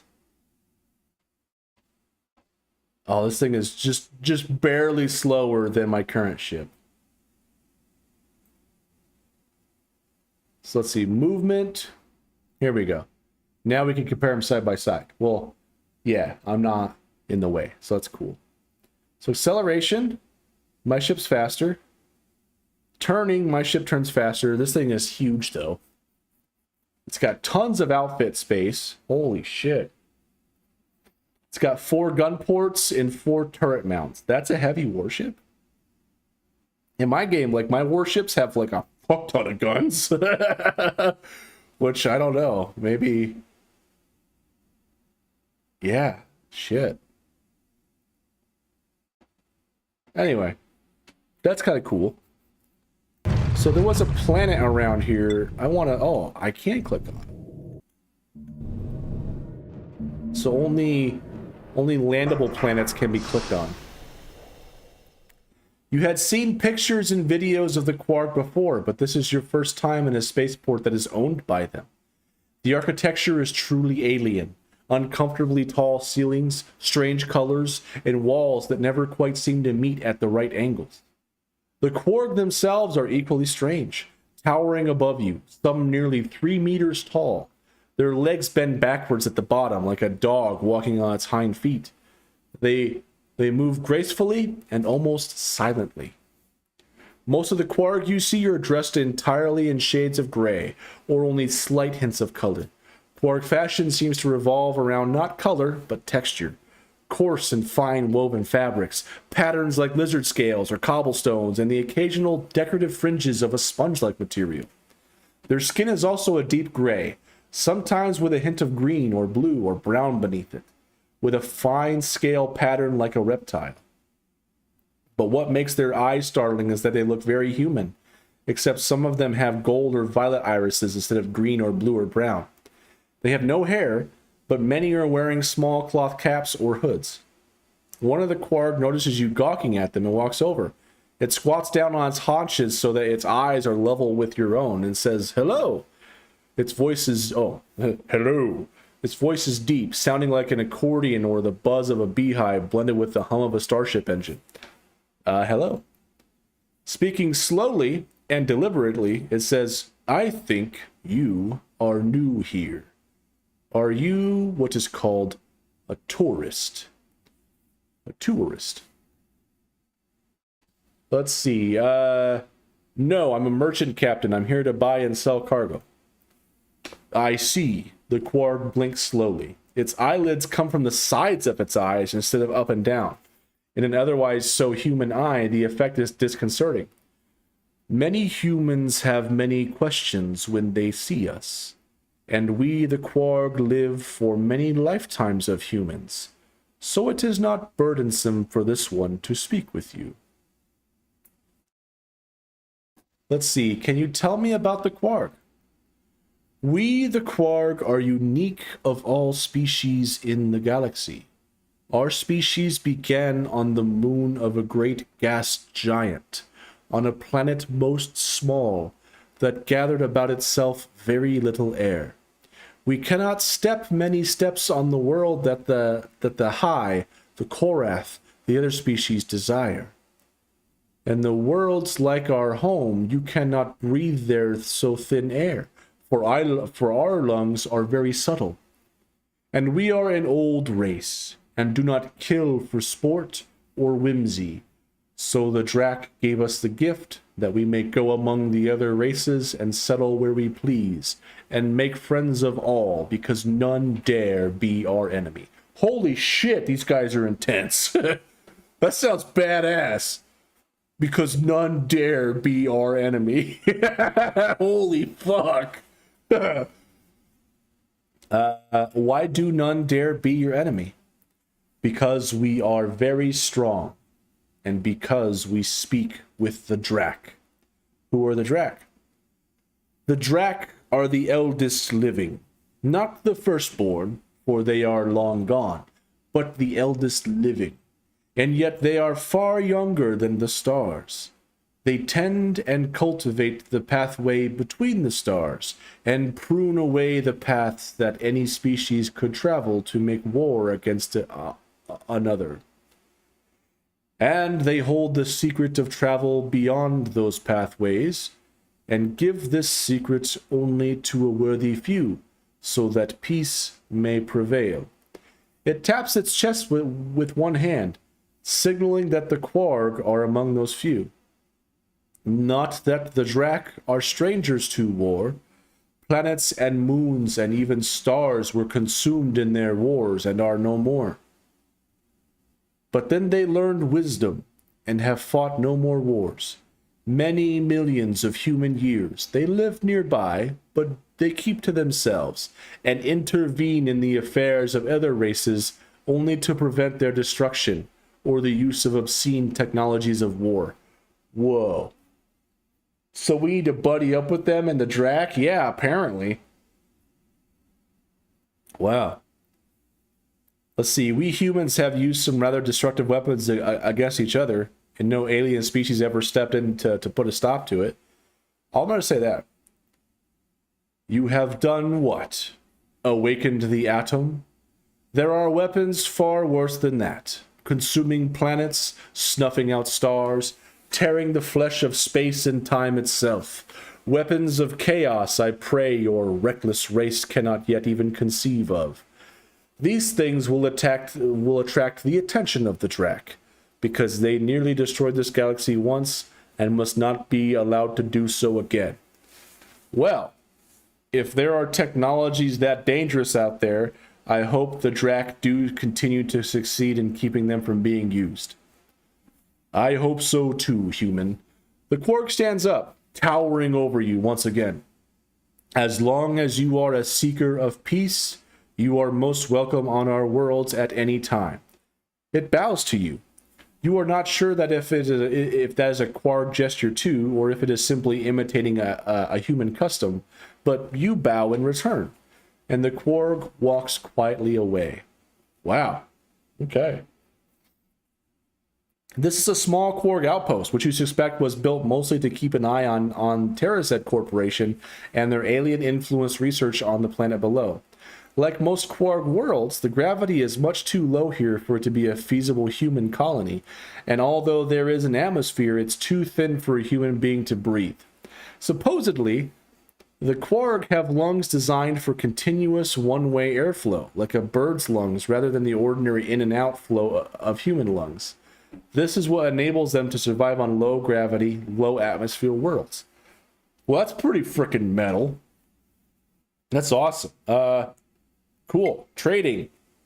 What we got? What do we got? What do we got? Low. Food is low. Interesting. Equipment is very low. Let's buy a shit ton of equipment. Depart. And let's see. Do we have a place that where equipment sells? We could probably sell it there. Could sell it there. Could sell it there. Let's go sell it there. Let's get the hell out of here. So yeah, Stellar Quark are good people to be friends with, but also they're kind of sus. Something just doesn't feel right about it, you know what I'm saying? Landing on Hopper. So trading 189 profits. Sell that shit. And we made a little bit of a profit, I guess. So I'm not really making enough trade to really like pay off my loans, basically. I mean, I'm making a little bit, but not much. Let's go to job board. So 54,000 credits. That's quite the jump. Alpha Centauri, that's also a planet in or a system in Escape Velocity Nova. So 54,000 credits. So let's see. 2, 4, 6, 8, 10, 12, 14, 16, 18. So I would still be making a profit by going there.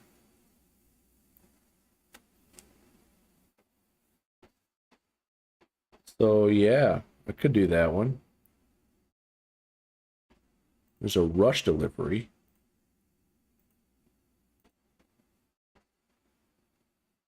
$50 tons of stainless steel. Could do that one. So let's see, 2, 4, 6, 8, 10, 12, 14, 16, 18, and I get 87,000. Let's do that. So I have to make it there by February 6th.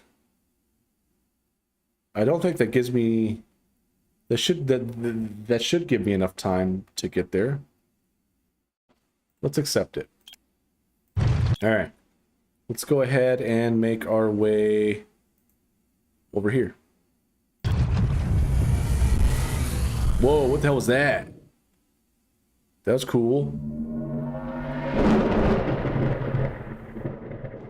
Yeah, my solar panel is slowly recharging my,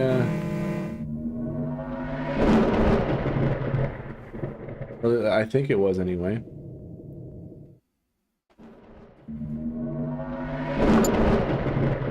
All right, let's land on a planet.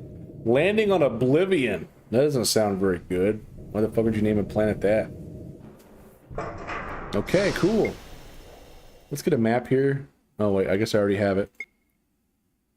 All right. Now we can continue on our way. It remembers it too, which is nice.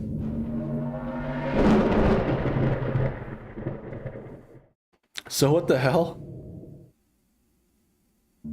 I keep seeing messages from like random people hailing me and shit, like random merchant vessels and stuff. It's kind of interesting. All right, let's land. Landing on New Greenland. I know I've been here before.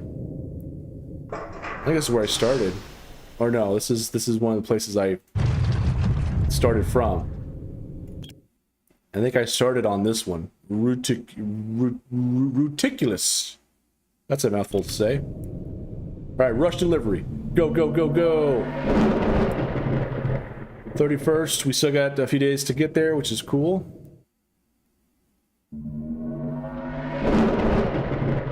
Alright, landing on New Wales.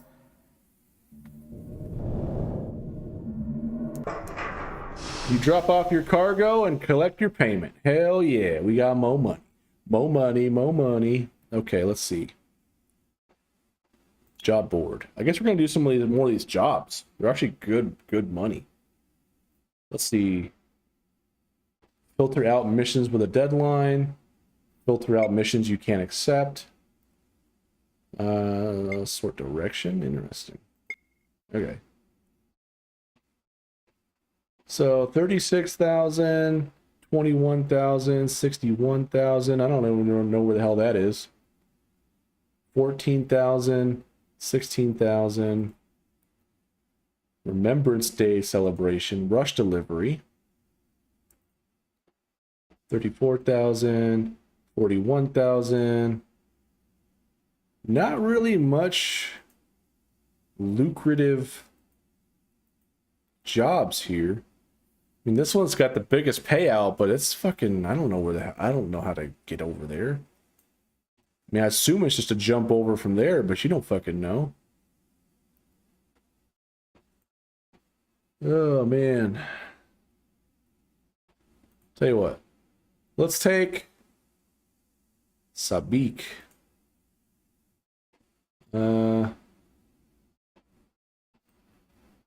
That's a long way to go over there.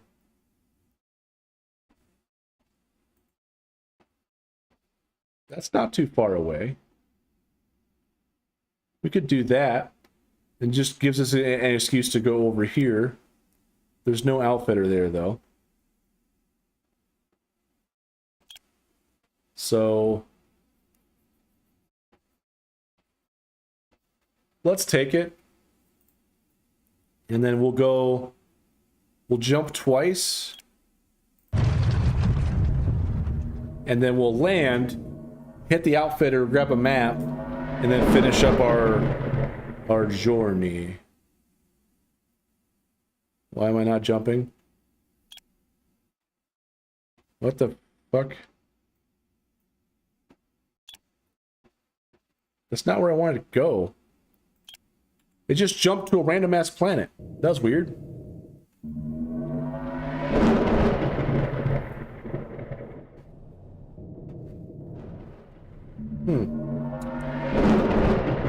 You know what? The more I think about it, I just heard gunshots. That was scary. The more I think about it, it's probably a good thing to just jump when you hit J to some other planet. Because if you're being attacked, it's like an oh shit button. You could just hit J and get the fuck out of there. And then if you don't have a destination selected, right? So that's probably intentional. And I would imagine, I haven't tried it, but I bet it works like it does with the location, to where if you just keep tapping L to land, it keeps selecting other landable locations within the planet or within the system. So that makes sense to me, I suppose. Oh god, jump. I don't have enough fuel? I'm fucked. I'm so dead. I'm so dead. I'm so dead. I'm so dead. I'm screwed.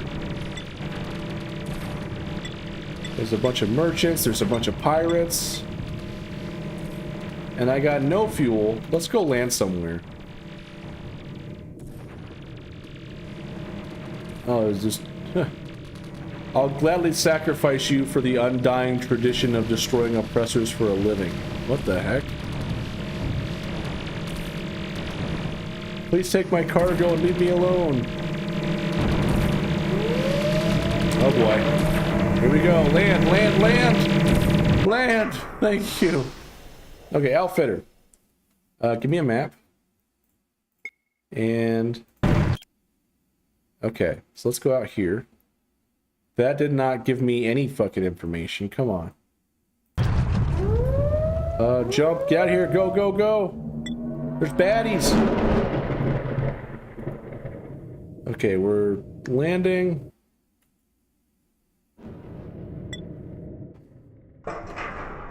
Okay. I got some more credits. I ended up losing money, basically. Whatever. Food is very low. I could buy a bunch of that. And then if I go back to...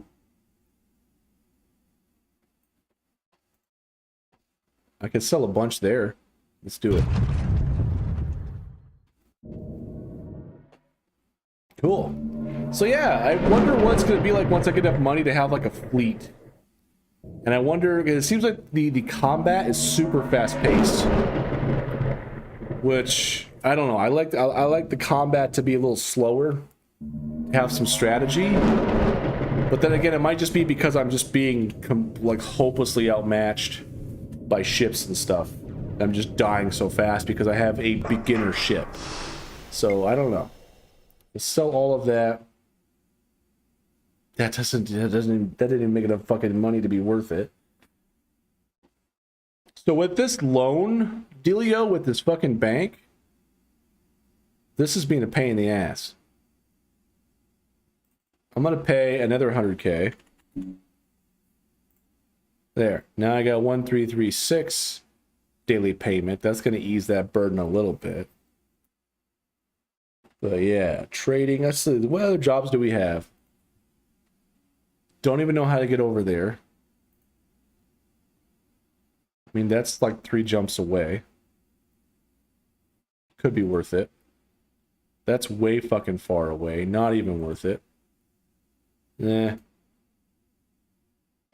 18,000, not worth it. 18,000, not worth it. Bulk deliveries are probably going to be the big money makers for me. So that is what? 1, 2, 3, 4, 5 jumps away. So I have to do 2 jumps. Fuel up. And then, yeah. I will take that one. So let's go ahead and we are going here. Oh, yeah, 2 jumps. Fuel up here, and then 3 jumps over to where I'm going. All right, let's do it. All right, we are initiating jump 1. Jump 1 complete. Initiating jump 2. And I'm gonna land. Landing on ingot. Okay, cool. Oh shit, what's attacking me? There we go. So we have gotten our fuel back up. Let's depart and make our way back over here. Jump.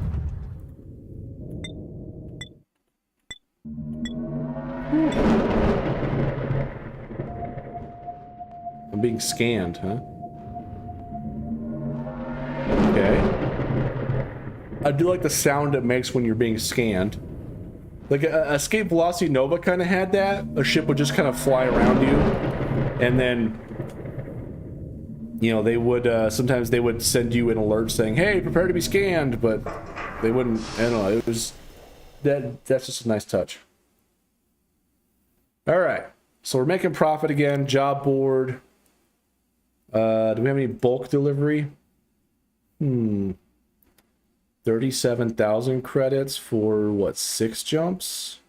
1, 2, 3, 4, 5, 6. That's kind of a bummer. That one. Holy crap. Transport miners to Helheim? What the fuck? That sounds like a great place to go. Let's do the bulk delivery. Those seem to be like the good money makers for right now. All right, let's go ahead and we'll plot our course over here. So ports, again, same deal. I have to do 2 jumps. 2 jumps, or actually 1, 2, yeah, 2 jumps, fuel. 1, 2, 3. Fuel again, and then we'll arrive at our destination. So I thought those solar panels would help me with my hyperspace jumps like it did in Escape Velocity, but I don't think that's the case. Land. We have to land. Here we go. Oh, what the heck? Today, throughout human space, is Remembrance Day, the anniversary of the beginning of the Alpha Wars more than 5 centuries ago. The Alphas were genetically engineered soldiers with superhuman agility and intelligence, and a complete lack of compassion or empathy. At the height of the war, dozens of planets had been enslaved by the Alphas. Remembrance Day commemorates the beginning of the war, rather than its end, as a perpetual reminder that the war is not over. Although the Alphas were defeated, some of them escaped and remained in hiding, and they and their offspring are presumed to still be present in the galaxy today. Since the Alpha War, genetic resequencing technology has been very tightly controlled, because the Alphas were the product of experimental genetic manipulation rather than natural evolution. It is believed that their genes are less robust than true human beings, and they are almost unable to have viable offspring without access to special technology. Therefore, most alpha enclaves that have been discovered since the war have very small populations, no more than a few dozens. In these days, when the Navy ensures peace throughout much of the galaxy, on many worlds the Alphas are treated as nothing more than a boogeyman story to frighten children. Because the most striking physical feature of the Alphas was their photosynthetic skin. On some worlds, kids even run around wearing green face paint on Remembrance Day trying to frighten people, but on other worlds, especially on the fringes of space where the Navy seldom patrols, the Alphas are still spoken of with fear. Whoa. Okay. That's cool. I was just here to refuel, but wow, it's a striking image.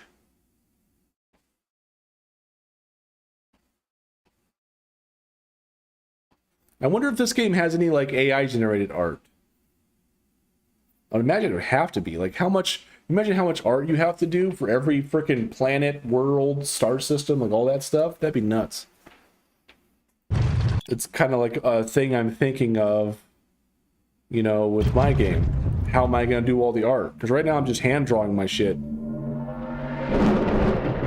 Alright, we should be able to fuel up at the last jump I can do. And then we'll go... We will go and finish this run. I also like how it shows you like a little map of where you're going, which is cool when you're doing your hyperspace. I think Escape Velocity Nova had that, but it was an option you had to turn on. Yeah, pretty cool. All right, let's make our last jump.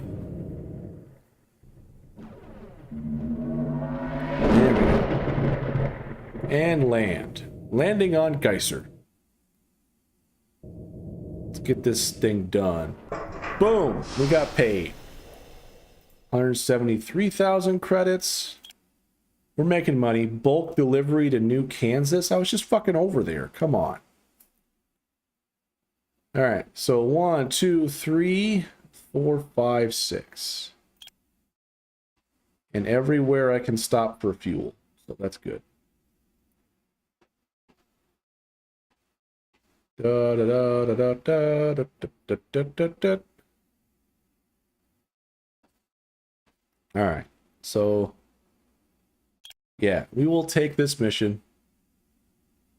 So it has to be there by... It's not even a rush, though. It's just a bulk delivery. There's no fucking timeline. That's amazing. All right, let's go over here. So now I'm just basically taking odd jobs, trying to get some money, but I don't know. This is kind of how I start out. I usually start out taking like the merchant route, you know, but I don't know. Maybe I should have taken the fighter and tried to go that route, but so far the combat in this game seems fast.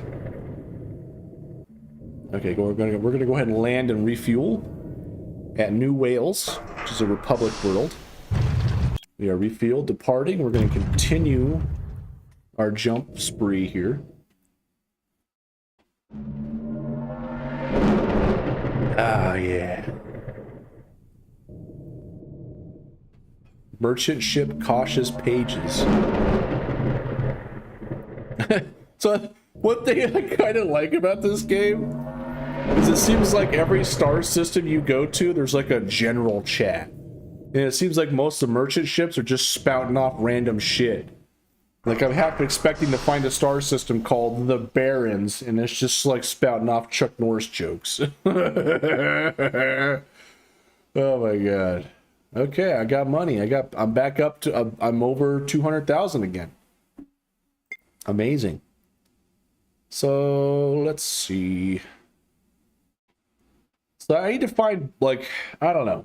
I feel like trade routes aren't that good right now because I have to buy something like very low and sell it for very high in order to actually make a profit because of the time it takes to find a buyer, and I'm constantly paying money for this damn loan all the time.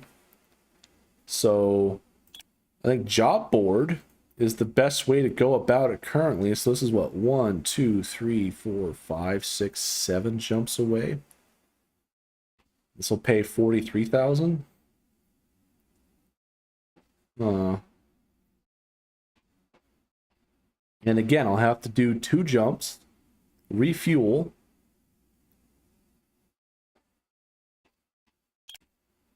and there's no outfitter here. I need a ship that has more jumps because I feel like there's a bunch of star systems around here that I just can't fucking explore because I gotta go somewhere, but I don't have enough jumps. Okay, so let's see missions. So yeah, we'll take it. We'll accept it. Done. Depart. We will set a course. We'll do 2 jumps and refuel. Oh my gosh. Okay, we're jump 1. Complete. Initiating jump 2. I'm under attack. Sparrow. Okay. I'm landing to refuel. Landing on New Tibet.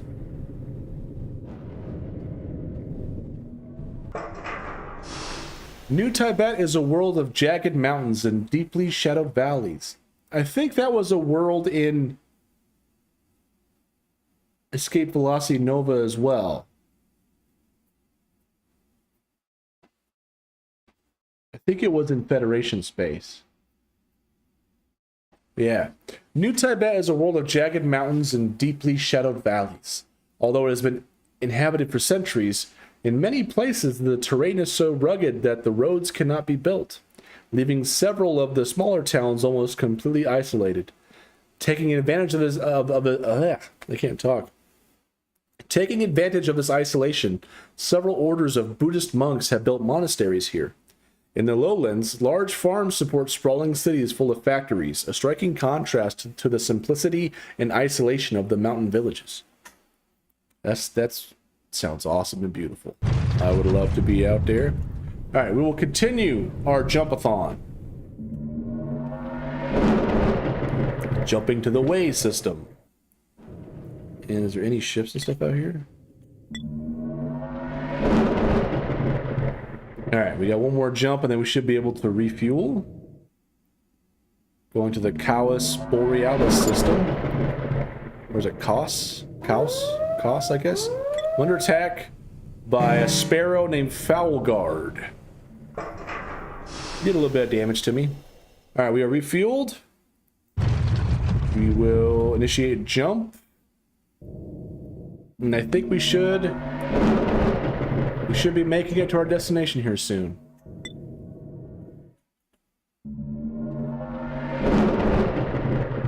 And land. Oh, there's a pirate attacking me. It's a Belial the Cruel. What a good name for a pirate. Have you started with the main storyline at all? For my game or for this game? I don't think so. If this game is like Escape Velocity Nova, there could be multiple main storylines, which is cool. Like, depending on what main faction you go with. No, I haven't started, like, the main story. I'm, like, exploring space, trying to figure out, like, what things are. So far we have the Republic. We have the Quarg. I assume there might be, like, other human factions, maybe. There's definitely more alien factions.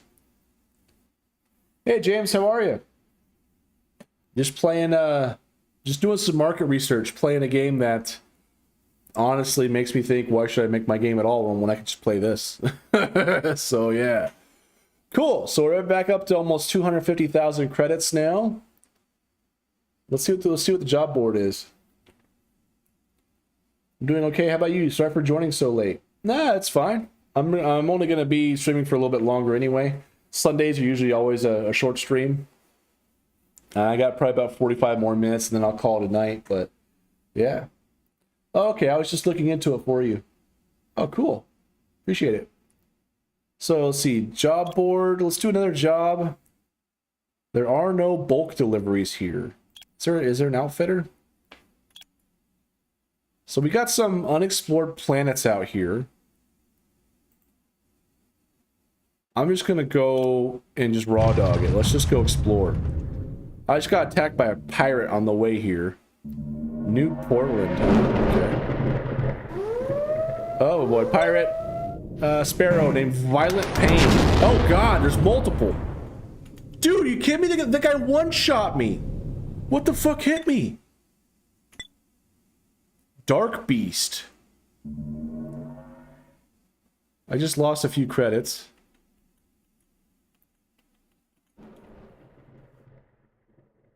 So that's fun. I can zoom out too. I didn't know I could do that until now. So Dancer. None of these other. Okay, are there any other ships? Ask for help. Hang on, we'll be there in a minute. Okay, cool. Thanks, dude. Oh shit, there's more pirates. There's more fucking pirates. Get me out of here, buddy. Get me out of here, dude. No! I'm fucked! You sons of bitches! Fuck you, pirates! Oh, no. Your star barge, Thickless Cage, has been destroyed. Oh my god. Okay, well, match pilots. Load game. Okay, we're not going that way. That place sucks. Apparently on the southwestern portion of human space is the area for the storyline. Well, that's funny, because that's just where I tried going. Southwestern, and I got instantly killed by fucking pirates. Okay, done. Spaceport. Let's see. While passing through the spaceport, you notice a few energetic pilots gathered around a computer terminal and invested in some sort of conversation. One of the pilots speaks louder than the rest, sometimes getting looks from the others in the spaceport. You fooled me before, and I reckoned you were this time. And here I thought them dang things were old news. The pilot lets out a hearty chuckle. Even nowadays, them Firkins are still getting names. After another minute or two, the group walks away from the terminal. Okay, let's go see what this is about. You walk up to the computer terminal, and on it is displayed a news article with a title that reads Popular Votes for Ship Name Poll, Unexpected Results. The article is about a small transport company harkening back to older times with a special transport voyage centered around a hogshead space liner. You recall that back in their day, hogsheads were sort of a business fad because of endless discussion and nicknames based on the shape of their engine pods. Okay. Nowadays, the ship has all but lost the charm it once had, but it seems a good number of pilots are interested in this ordeal. For the event, the transport company decided to have a public poll to name the ship. And while the initial suggestions were casual names such as Stark Lady or Timelight, some of the more popular ones are actually a collection of joke names, ones you would imagine a toddler would have come up with. Apparently, the names have gotten enough attention and enjoyment out of pilots that the company decided to take the top 5 most popular results and hold a vote on them. Yeah, I'll vote. You navigate to the article until you are directed to the poll itself, presenting you with top 5 options. Star Empress, Tycho's Legacy, Shippy McShipface, It's Dark Here, What Asteroid? Oh my god, I would have named it the Unsinkable 3 or something like that. I'm gonna do Shippy McShipface. After you make your selection, a thank you message appears, telling you that the result of the poll will broadcast on the news once the voting period has finished. Afterwards, you go back about your business. Okay. Shippy McShipface. That's what I should have named my ship. Whatever. Nicolas Cage is a great name for a ship, okay? A fat, squat, little freighter. Okay, let's see. Earth Day celebration. Ooh. A Tuesday, 29 March. So that gives me... should be enough time to get back there. So it's 1, 2, 3, 4, 5, 6 jumps. Yeah, I can get there. 46,000? Accept. Okay, done. Depart. We're going back to Seoul, baby. Get out of this fucking pirate-ridden system. This place sucks. So I should be able to just jump, and then once I run out of fuel... oh, there's more fucking pirates. A misfortune monster. Wait, is it still there? Is he following me? That kind of worried me a little bit. Alright, we gotta land. Landing on Tundra. So in Escape Velocity Nova, I think there was 6 main storylines. There was the Federation. There was the Aurorans. There was the Polaris. There was the Rebels. There was... what were they called? The Velos. And then... I think that was it. There might be some other one I'm not thinking of. There was at least 5 main storylines in Escape Velocity Nova. So since this game is heavily inspired by that, they even say it in their Steam page. I bet they have multiple. That's one of the things I wanted to do with my game, is to have multiple storylines depending on factions, races, things like that, right? So yeah. All right, we have refueled. Let's continue. Oh, who's attacking me? Power Friend or Power Fiend. Okay, don't like that guy. Get the hell out of here with that. Broken Zenith. Journey Tower. Discovery 4. What up, dudes? You guys follow me? Fuck out of here. Alright. What's cool is it seems like ships are actually going to like other systems and stuff like that. Oh, I'm being scanned.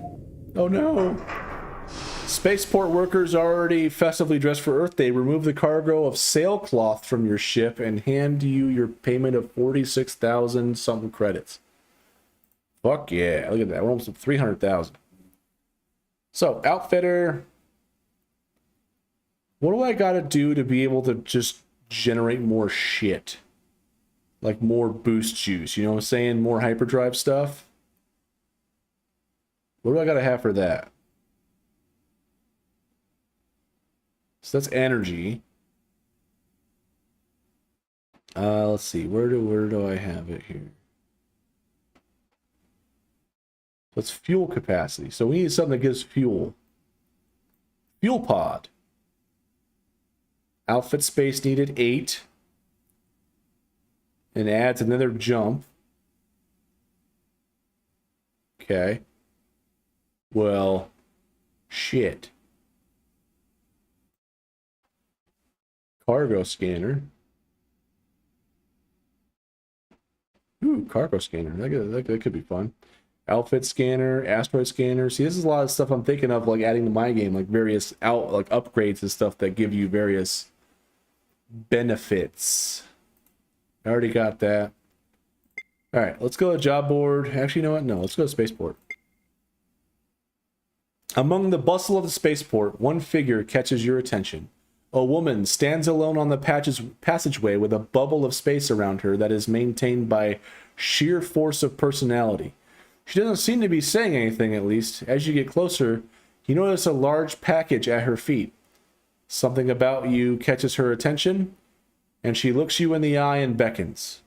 Okay. You make your way through the crowd to the edge of her bubble. As soon as you do, she extends her hand. I'm Tori DuPont. You take the hand and shake it and introduce yourself. I can tell you're an independent captain. I would like to hire you to transport a package. Tori indicates the box beside her with a nudge of her toe. And I'll say, why can't you send it via the job board? Tori gives a sardonic smile. Well, yes, the thing is, I'm sending it to a friend who's an NCO in the militia for the Southern Mutual Defense Pact. Normally, of course, that would be fine. But then there's who I am. She reaches into a pocket and pulls out a piece of paper. A printout of a news headline. Protests block access to council chambers for 4th straight day. Underneath the headline is a picture of Tori holding up a sign decrying recent actions by the government. So she's an activist, okay. So you see, she continues, I'm already being watched by the Republic government. With what rumors lately, I really don't want to do anything that would throw any suspicions onto Irene, but she glances down at the box. She's really been missing some of the stuff from home. I don't want to make her life less pleasant because of what I've been doing. This seems like it's a trap. All right, I'll deliver the package. Tori breaks out into a brilliant grin. Well, that's great news then. You'll find Irene at the militia base on Flood in the Unukalhai system. That's Gunnery Sergeant Irene Brower. I do appreciate this. You'll be paid upon receipt of the package too, lest you think my appreciation is all I can give. She picks up the package and hands it to you. It's surprisingly heavy, but doesn't seem to shift or rattle as you settle it into your arms to carry onto your ship. Yeah, she does seem sketchy. I bet as soon as I leave, I'm going to have Republic ships scanning me, and they're probably going to kill me. Okay. So where the fuck am I going? Missions. Where is my current mission? How the fuck do I get over here? So, outfitters. None of these fucks have outfitters. And I can't get close enough. I have to just basically... Ah! I think I tried going to... Actually, no. Where did I try going? It was like... I don't know. But I gotta get back over here. So I could try going to Saren. That's 1, 2, 3, 4, 5, 6, 7 jumps. And all of them have ports, which is good. So we'll try Saren. And then if we're not able to find a way there... Yeah. Oh, we'll see what happens. I do like how you can just hit J. Once you plotted your course, it just jumps. I mean, Escape Velocity Nova had that too. But this one seems to be just much more intuitive. Alright, we're gonna land, because I'm out of fuel. Let's see. We've landed. So let's see. Can I view... Where's my message log? I know there's a way to view message log. Where the hell was it? It was preferences? Settings. No, it wasn't that.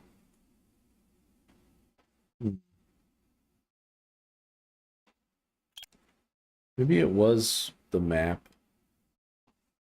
Oh, whatever. We're just refueling here anyway. Let's just keep going. You know, I should have probably tried plotting out some stuff to sell. Oh shit, I'm under attack by who? Blackguard King. Holy shit, that's some big ass pirate ships. I don't want none of that. Don't want none of that. And Argosy. Interesting. So we're gonna land. That's a big ship near me. Crossing of Mountains. Oh shit, who's... Horrible army. It's another Fury. A Fury one-shot me last time. Okay, let's keep going. Jump, jump, jump, jump. Go, go, go, go. No, it's a scrapper. Okay, we're gonna land. Actually, is this... Yeah. So this is a fucking dead-end planet. So I gotta make my way down here, it looks like. Whatever, I'm gonna land. Big sky. Warm and fertile world. Cool. Tell you what. Let's pay a bit extra on my loan here. I could probably pay it off entirely. What if we paid 200K? I paid it off entirely, baby. I qualify for a new loan. Credit score is 539. Okay, cool. I'm not losing money every day now. I paid back my loan. Fantastic. So, let's go here. We'll refuel. Pick up food here. Wait, land. Pick up food here, huh?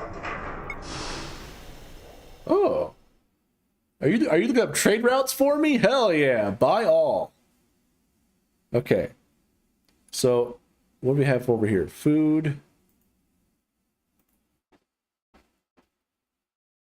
Okay, we're going to make our way over here.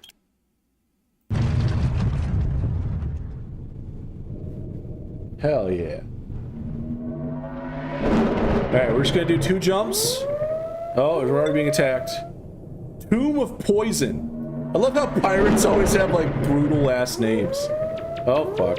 No, fuck you. Nightmare Pit.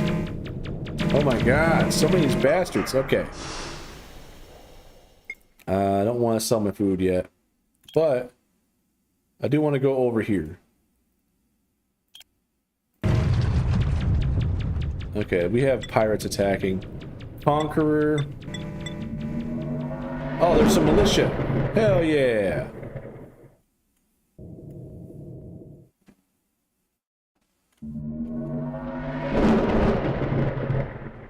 Alright, land. Being attacked by Dracula's Apocalypse. Wow. Whoa. Deep is a sparsely populated world of small island archipelagos surrounded by vast expanses of empty ocean. There is not enough land for any large cities or serious industry to emerge, so most of the inhabitants live in small fishing villages. The climate is temperate and Earth-like, but the sunlight is somewhat dimmer than you are used to. The fishing settlements are actually the second colonization attempt on this planet. In the early days of hyperspace travel, the Kingsburg Corporation sent out what was then one of the largest and most technologically advanced colonization fleets. penetrating deep into the then unexplored southern galactic rim. After 2 centuries of sporadic and guarded contact, the colony fell silent. And when human expansion finally reached this area again, no trace of the original colony was found. It means they probably need food. They don't, actually. They got lots of food. I guess fishing is what they get food, so yeah. Everything else is fucking high, though. So let's see. Looks like we might be able to have a connecting area over here. So let's do that. Knobs of Dreams. What a name for a ship. Okay, so Sabik. Is there an outfitter here? There is. I'm gonna land. Landing on long jump. We got some militia out here. That's cool. So let's go to outfitter. Let's buy a map. Buy that shit. And we shall leave. Actually, no, I wanted to land. Shit. I wanted to see if these guys need food. They don't. These guys do, though. So yeah, let's go to Unu Kalhai.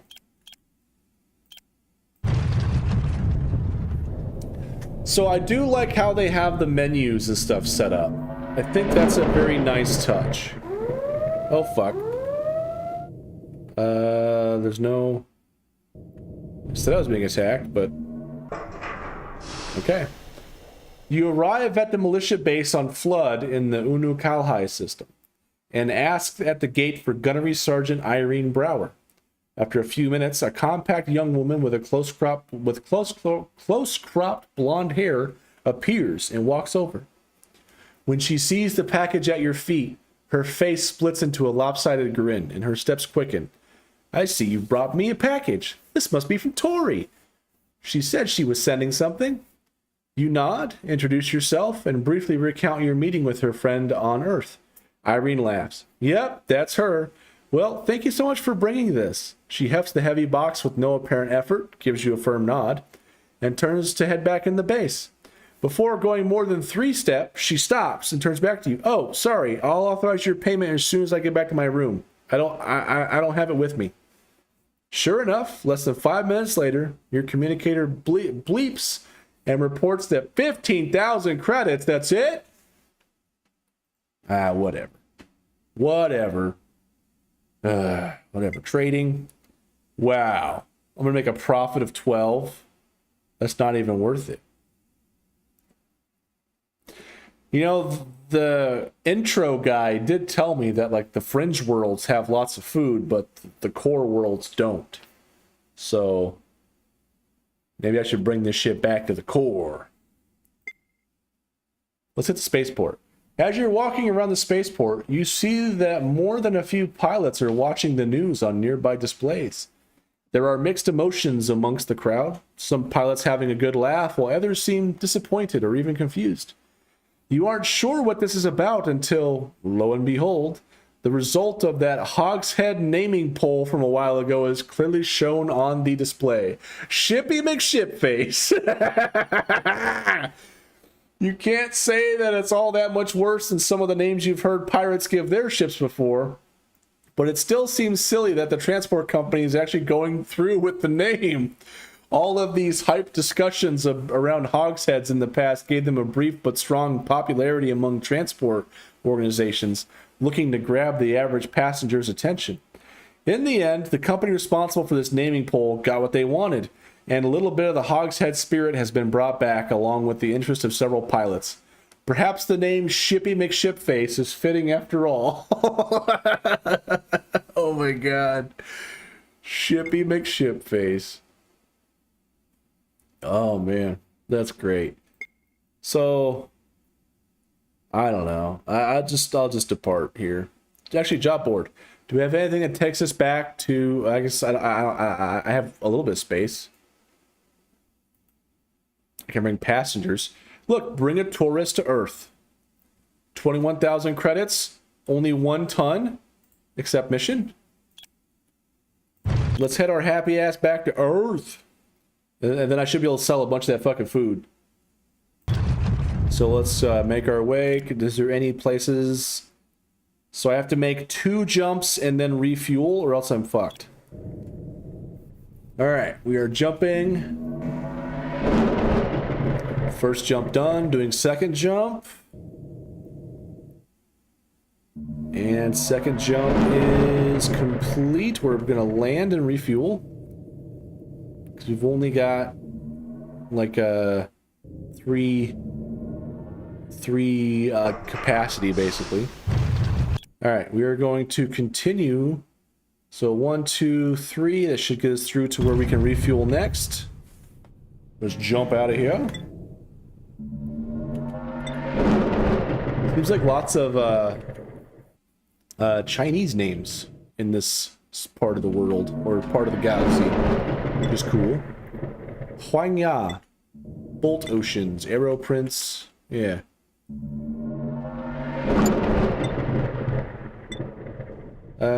Land. Hope Genie 7th. Alright, we've landed. I couldn't sell for a good profit there, but we're gonna keep going. We're gonna jump. At least we're not having to pay every day with that damn loan, which is nice. I do like that.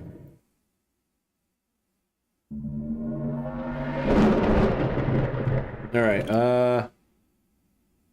So yeah, we should be able to. I'm gonna land here.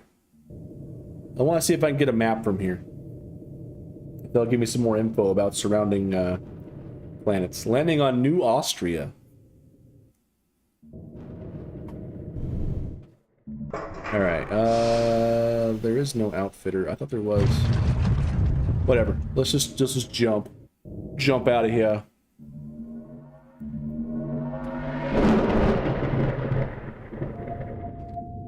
The Republic ship RNS Baza is attempting to scan your ship. Okay, landing on Earth. Lots of ships here. Holy shit, those are big ships too. You wish your passenger the best of luck. There we go. Trading.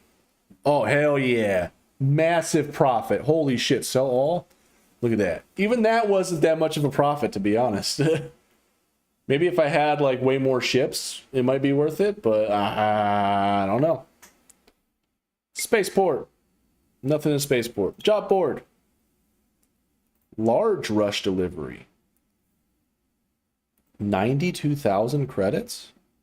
I could probably do that one. So it has to get there by May 15th, so I've got like what? 16, 17 days to get there? So 1, 2, 3, 4, 5, 6, 7, 8.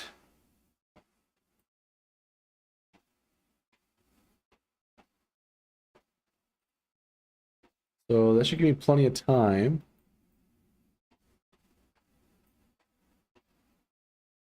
So refuel. I'll have to refuel again immediately. And then refuel. So there's 3 refuels that we have to do. So that will be, what, 10 days? We should still get there in plenty of time. Let's do it. Let's get the hell out of here. So just be sure.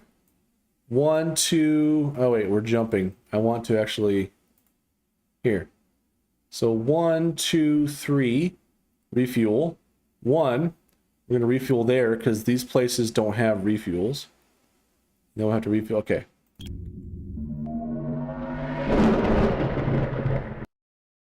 Ooh. Upon completing your jump, one of your internal sensors begins to beep. You flick off the siren and check the diagnostic report. Apparently there is a non-negligible heat source detected in the food storage of your ship. As problems go, it's not a particularly alarming one. There are plenty of reasons there may be a heat spike in storage, and most of them would not require the captain of the ship to investigate. It is unusual, however. What do you mean it's not fucking important? There's a heat source in the food of the ship. Huh, what could be causing the fucking heat source? Where I'm the only motherfucker on this ship right now. Do I have a stowaway? I'd be pretty fucking concerned. Are you out of your goddamn mind? Investigate this shit. After a short search, the rearranging of quite a few decrepitly heavy boxes, you are able to track the heat signature to a foodstuff crate you recently took on. It has yet to be opened, but you can tell its seal has already been tampered with. I could dump the crate out of the airlock? Oh, shit. Honestly, if it was me in real life, I would dump that shit out the airlock straight. Like, I wouldn't even fuck with it. But for science, let's see what it is. You pry open the crate. It should be full of meals for your journey, but after removing the lid, you discover a dirty, disheveled man. Before you have a chance to say anything, the man looks up at you with narrowed, pained eyes and whispers, "Please, I just had to get away. It wasn't safe. I had to get away." Where's my food? I'm going to say, who are you? Timothy Radrickson. I tossed your food out to make room. I'm sorry. I'm so sorry. I have no money to pay you back. I had to leave. They were after me. I owed money. I had nothing. Please, any other world will do. I just need to get away. I need to start anew. I'll pay you back. I swear I will. Okay. I know where you're going. The airlock. Holy shit. I could say, fine, I'll drop you off the next port, or say, is there somewhere you'd like to go? Timothy looks at you, his eyes wide and full of tears. Rand, he whispers. Rand, and I can make good money there. I can turn my life around, but I'd be okay with anywhere. You don't have to. You cut him off. It's fine, Timothy. I'll take you to Rand. Timothy breaks down in tears. Thank you, he mumbles over and over again. You help him out of the crate and get him cleaned up. Airlock! I know. Whatever. Oh man, that would have pushed that guy in the fucking airlock. Now I would have felt bad. Okay, that's fine. So where does he want to go? Rand? Where the fuck is that? I guess I'll find out after, but...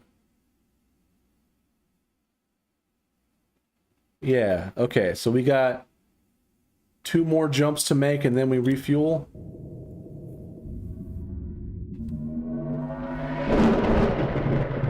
That's funny. Oh, they're scanning me. Let's see, we're gonna land. Landing on Tundra. Okay. Now we're gonna jump again. And we're gonna immediately land again to refuel. What's this going to do to our deal? What deal? Oh wait, land. I don't think it should do anything to our... Oh! Yeah, it might... I think I should still get there in time. Oh, fuck.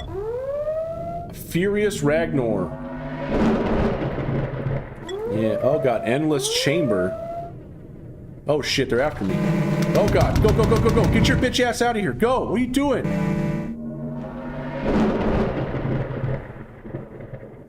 Wow. Give up all your money or we'll do this a hard and painful way. Okay, landing on deep. Dude, fuck off with your shit. No one likes you pirates. Okay, we just got one more jump. One more jump, and then we're good to go. Goregrave. Dude, pirates are out here thick, man. Tell you what. Malik the Lost. Oh my god. Just land on the fucking planet, guys. Oh my god. Woo. You drop off your cargo of prosthetic limbs and collect your payment of 92,000 credits. Okay. So where is Rand?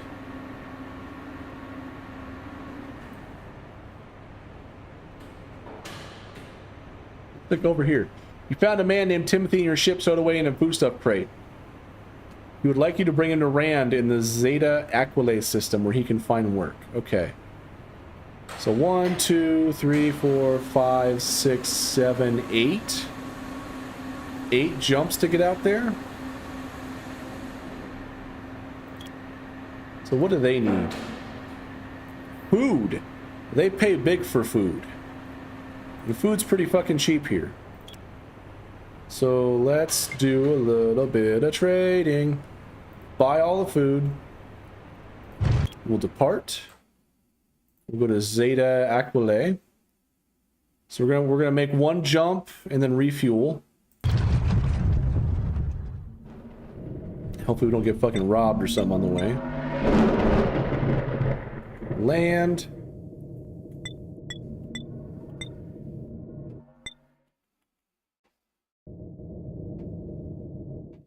Dude, these asteroids are going nuts, man. Alright, let's see. We refueled. Let's continue our path. Red violation. Oh, shit. Dude, there are... No! Not the Fury. Go, go, go, go. Get your ass out of there. Fucking boost it. Punch it. Okay. Dude, these pirates are getting more frequent. Alright, we gotta land. There's fucking pirates. You better land, buddy. You better land. Oh my god, laser beams. Alright, we got 1, 2, 3. Should be the last leg of the journey. Holy cow. Yeah, this thing moves. This thing moves like a bus, so it's kind of hard to dodge stuff. All right, that's a big ass fucking planet right there. Holy shit! All right, let's go land on Rand. Drop off homeboy. During the trip, Timothy's spirits and health improved, and by the time you arrive on Rand, he seems like a different man. Before he steps out of the airlock, he turns to you one more time. Thank you so much, Captain. Shakes your hand. I mean it. From the bottom of my heart, you saved my life and given me hope. I won't forget this, or you. I can never thank you enough. His eyes glistening, Timothy turns from you and exits your ship. Maybe, one day, Timothy will come by and like save me or something like that. He'll have his own fleet, be like, dude, I love you. Let me join you for free. Or maybe he'll just like send me like a chip with like 10,000 credits one day and say, thank you. Whoop-de-flippity-doo. Trading. There we go. 229,000 credits now. Not bad. Spaceport. You stop in the Spaceport bar for a drink. The bar seems to be frequented mostly by the managers of the mining corporation. You suspect the workers don't earn enough to visit a bar very frequently. In one corner, two of the managers are having a very animated discussion. When they see you, they say, hello there, Captain. Interested in taking us on a business trip? What sort of trip? To glory. That sounds ominous. No, to glory, to the Academy of Planetary Sciences, he says. The world is rich in resources, and we're thinking of that if we can only cool down the deserts a bit and get more plants to grow there, it'd be a decent place to live. We've been dreaming about this for years, and I think it's time to go pay a terraforming consultant to tell us whether or not it's actually possible. Sure, I'll be glad to take you there. Done. Okay. Lunatics, pest control, nice. All right, so where are we going? Missions. I don't see a blue thingy. Where am I going?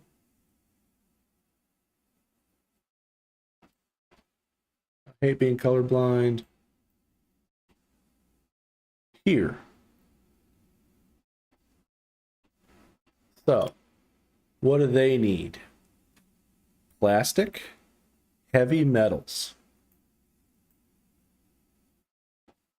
So it looks like we have ports almost every stop of the way. So 1, 2, 3, refuel. 1, 2, 3, refuel. 1, 2, have to refuel there. 1, 2, 3. Okay. So let's see what we got here. Can we buy some heavy metals?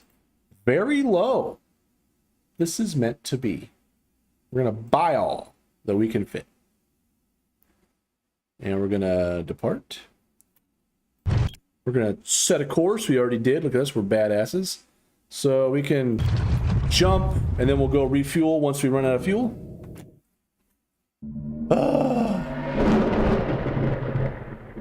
I think it'd be nice once I get more money, maybe get a better ship, maybe get some escorts, maybe find some good trade routes, right? But for the most part, it seems like you're able to find reliable trade routes on your own, which is a good thing. Let's go ahead and land and refuel here. Landing on New Austria. Been here before. That's a long way to go. Here we go.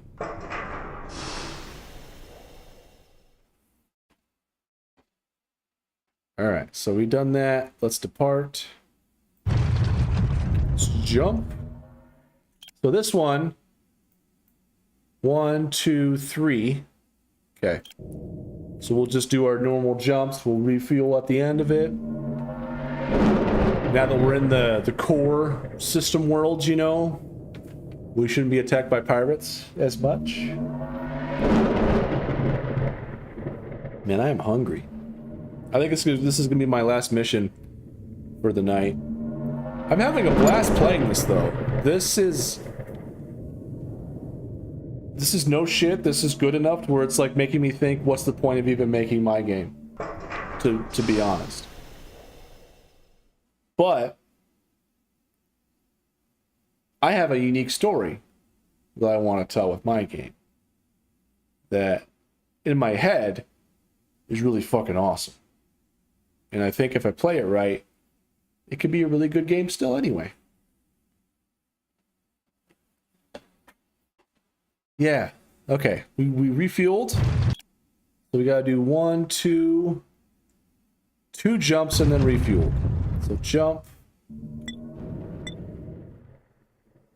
All right, first jump is done. Second jump, I'm being scanned. We gotta land and refuel. The authorities on this planet refuse to clear you to land here? Why? But how am I supposed to fucking... Fine, I'll go to this place. Why is this? Oh, it's restricted. Alright, I'll take a detour then. I'll go to this planet and refuel then. Since this place fucking sucks. Maybe it's like a military star system. Nah, bro, you can do this. Yeah, I'm still gonna make my game. Just find the thing that stick out from this game and adapt and upgrade. Well, so I think some of the things I'm gonna do differently than this game is this game has a lot of 3D. I just have like 2D hand-drawn assets, so whatever. Might have some kind of charm to it. But the setting is like completely different. So that could be one thing that's really powerful. It's also a little bit more simpler than what they have here, which is, depending on the player, could be a good or a bad thing. Thankfully for this is not too complicated. I bought a game, it was called like Star Sector or something like that, and it seemed like it was a cool game, but it had so many systems in it that it was really hard to get into. So the vision I have for my game is it'll be like simple in concept with depth as you go further into it. Now that could be a turnoff for some people, but for me, I don't want to be assaulted by the whole wall of text immediately as soon as you get in the game. I don't know. But so far, this is a fine balance between simplicity and technical, you know. There's lots of features, lots of cool stuff.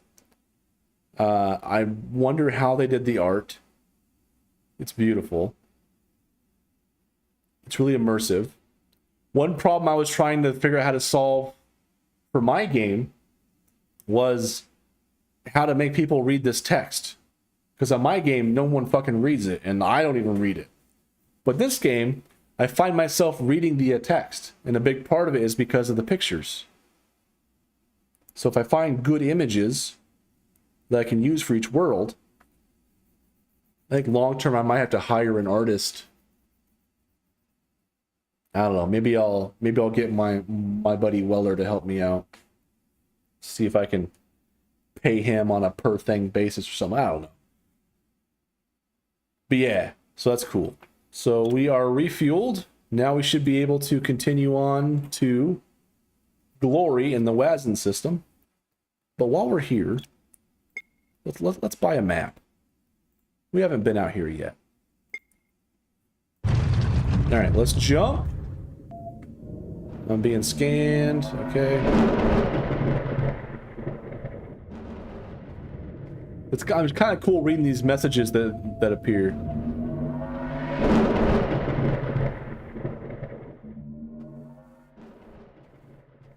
Oh. What the hell? I was just reading these messages. They just come through so quick. I can't even read them in time. All right, you have reached Glory, but you need another bunk in order to take on the next mission. Return here when you have the required space free. No fucking money? Did I get paid at least? That's some bullshit. That's some bullshit. I got 6 bunks. How many fuckers are there? Anyway, let's sell. Oh, heavy metals are now low. Fuck you. Stupid ass game. Whatever, it's still profit. All right. It's 11 o'clock. I don't want to stop playing though. I want to keep playing. I could take out another loan. My credit score is 601. Look at that. Kind of a big deal around here. Let's see. Job board, large rust delivery. 1, 2, 3, 4, 5, 6.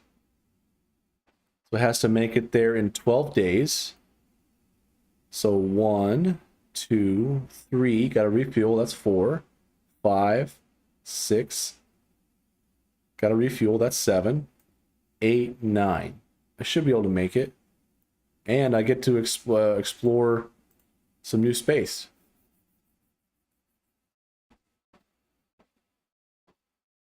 Yeah, we'll do it. All right. So 1, 2. Why is it having us go here when we can just go here?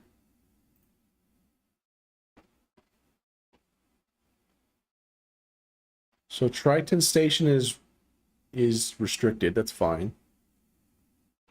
See, I can go 1, 2, 3.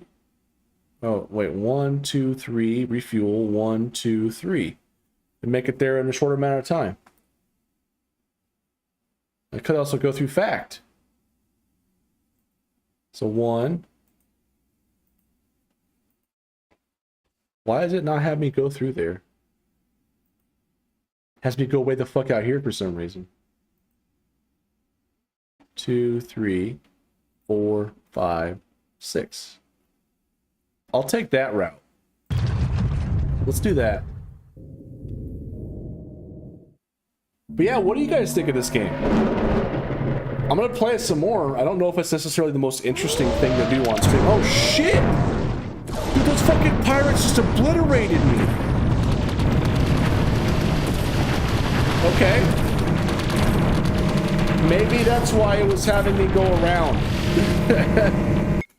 Just maybe. Maybe that's why it was having me go around. Okay, do I have... I have mission cargo.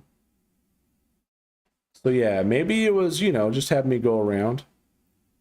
Either way, let's stay out of fact. I'm gonna go this way instead. Try that. Holy shit is right.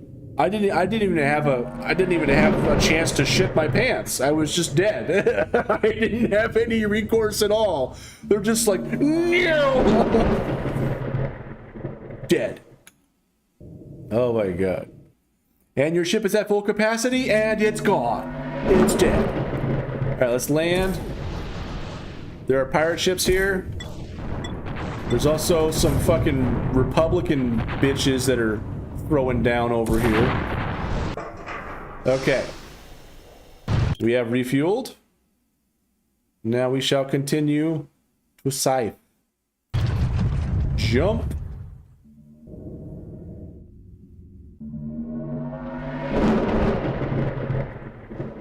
Yeah, hopefully I don't get... What kind of ship is that? It's a Firebird. That's a merchant ship? Got some heavy weaponry on that one. Alright, let's land and do this fucking quest here. Or mission. Job. Employment, whatever you want to call it. Drop off your cargo and collect buku bucks. I'm above 321,000 credits now. So, there's no outfitter here, though, unfortunately. This is the only star system here. I wish I knew what these red things meant. I think they are red.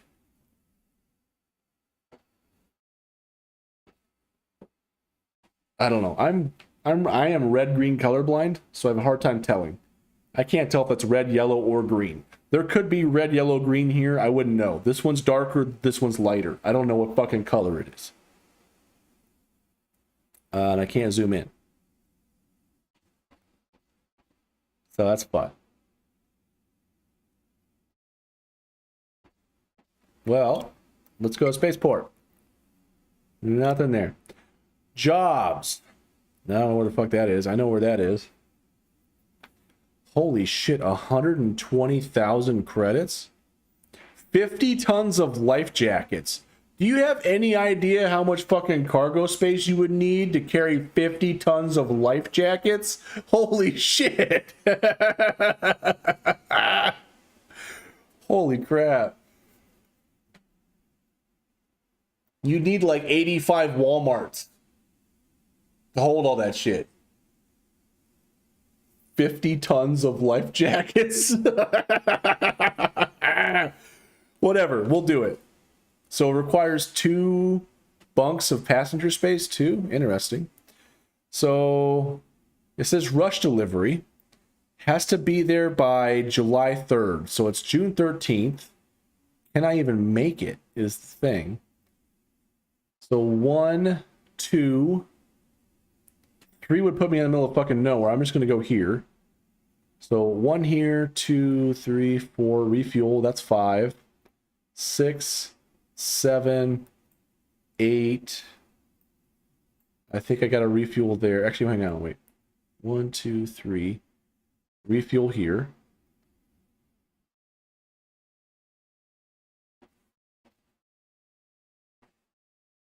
So this is 5 days. 6, 7, 8, 9 days to refuel. 10, 11, 12 to refuel, 13, 14. That would put us there at like what, July 27th? Or no, June 27th? We should be 6 days ahead of schedule, so we should be good to go. Yeah, we will take it. Accept. And we're going to adjust our fucking route here. Why are you being an asshole? Stop fucking trying to go here.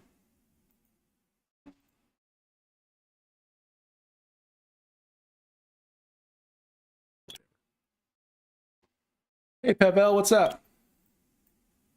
So we're going to go here, here, here, here, here, here, here, and here.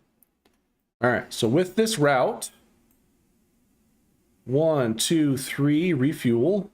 1, 2, 3, refuel. 1, 2, refuel. Okay. Depart. Let's go. Let's get it done. Where is my green name? I don't know. Did you cancel your membership or something? I don't know why it's not there. All right, I got to refuel on the next jump, I think. Okay, yep, I got to refuel.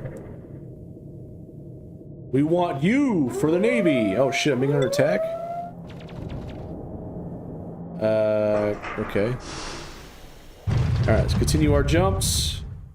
We got 3 more jumps to make and then 2 more jumps. Oh, it ended. I'll have to buy it again. No worries, man. I appreciate it, though.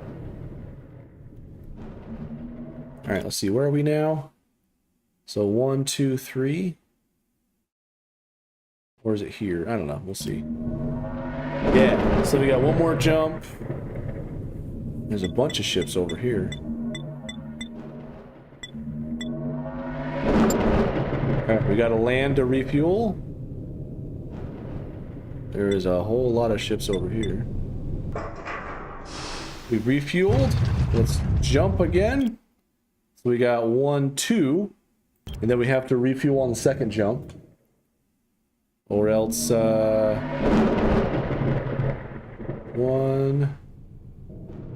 And then here we go, second jump. Second jump. Alright, we gotta land here. Landing on follower.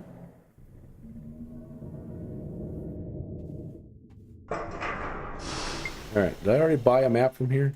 Yeah, I did. Alright, so we should be able to just finish this up.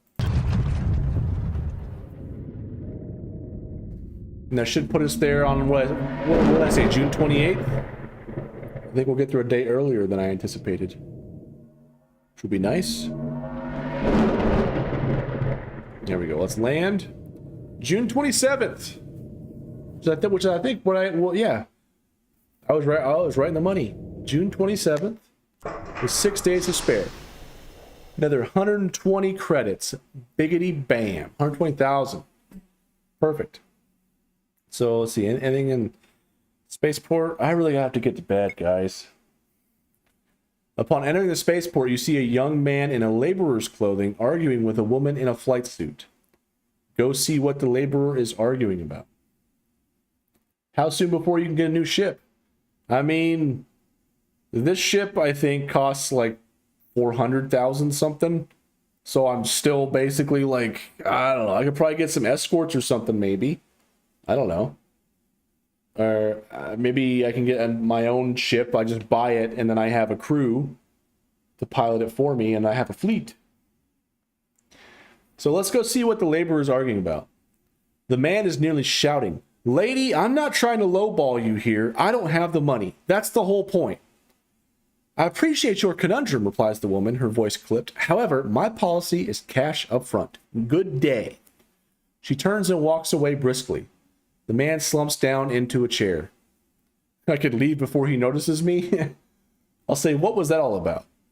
He gives you a once-over, and you see a spark of hope in his eyes. "You're a captain? Please, I need to get to Midgard in the Aludra system. Work is dried up here, and I need a fresh start."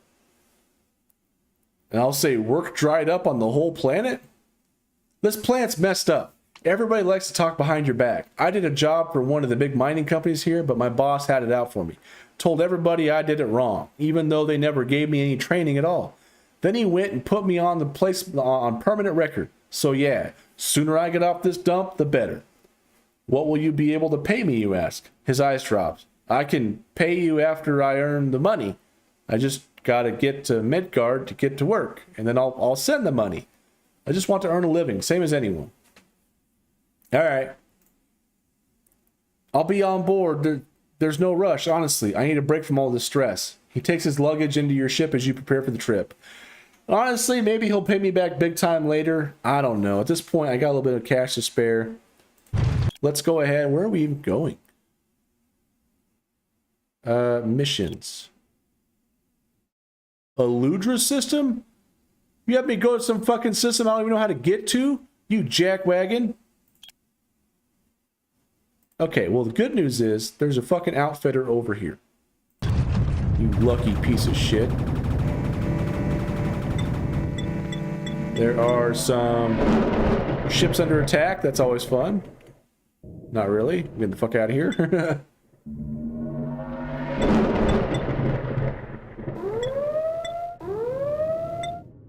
Oh, a berserker. Jesus Christ, get the fuck out of here.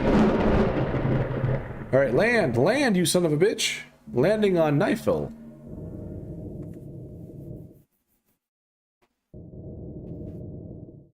All right. Whew, okay. We've refueled. Let's get an outfitter. Let's buy a map.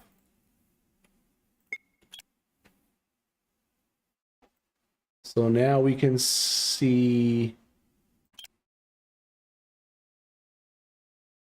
Can't get to Eludra. But there is an outfitter over here.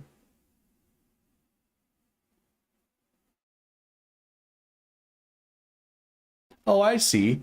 So this is the amount of like outfits and stuff that you can get, what you can fit on your ship. And then you can see if they actually have that or not. That's kind of cool, actually. I do like that. There are so many freaking upgrades to have, though. All right. So, 1, 2, 3 to Avior to grab another map. Let's do it.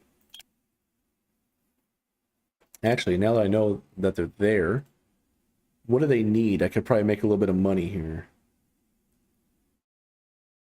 Heavy metals. Is that what I have selected here? Trading.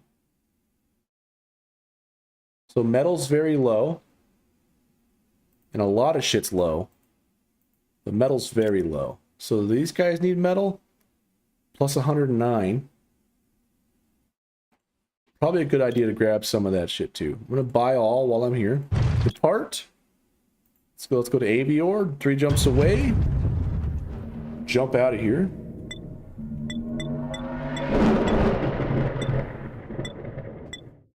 DSS Alfheim. I feel like I just saw these guys.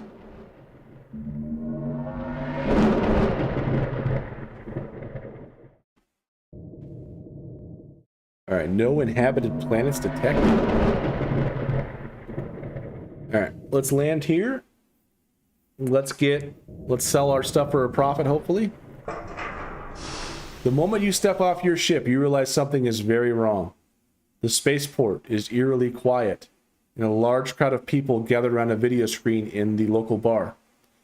You ask what is happening, and someone explains. Recently, a collection of planetary governments in the Southern Galactic Arm have sent the Republic what amounted to an ultimatum. A refusal to pay taxes until reforms are made in the election of planetary representatives. This group, calling itself the Free Worlds, has also asked for the immediate reevaluation of all existing trade tariffs and regulations concerning pilot registration. Parliament outright refused to consider any of these demands. Then, in the early morning, nuclear explosions on Geminus and Martini destroyed the Republic Navy Yard and the Galactic Stock Exchange, crippling the military and economic center of the Republic. The Free Worlds disclaim any responsibility for the attacks, despite the timing and the fact that the attacks served their purposes very well. Unless the terrorists can be found or turn themselves in, civil war is imminent. It has been less than a year since you bought your ship, and already the galaxy is falling apart on you. Holy shit. Actually, a lot of this art looks like screensavers lifted. Probably. I mean, it is a free game, so they're not profiting off of it. I think it just looks like AI generated art, to be honest. Like, I don't know. So yeah, stuff's breaking out in war apparently. Anyway, let's sell this for a profit. Okay, so we made a little bit of profit off that. So outfitter, let's buy another map. And let's see, where are we going now? We are going to Aludra, which has a shipyard and an outfitter, which is cool. So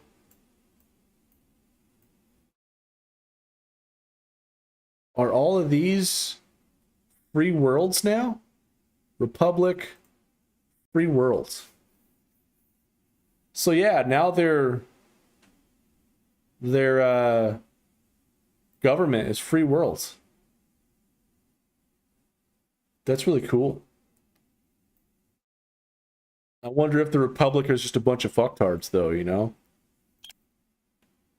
Anyway, let's go drop this guy off. Get him out of my fucking ship. And then I think I'm gonna call it a night. Because it is well past my bedtime. I still gotta get up and work out tomorrow morning and do work. Oh my god. And I gotta eat. I gotta switch over laundry. That's a big ass fucking ship right there, I tell you what. The worker you picked up from Ingot spent every possible moment of the voyage telling his story. He's had a tough life, full of unlucky setbacks, unfair treatment, and outright persecution from others.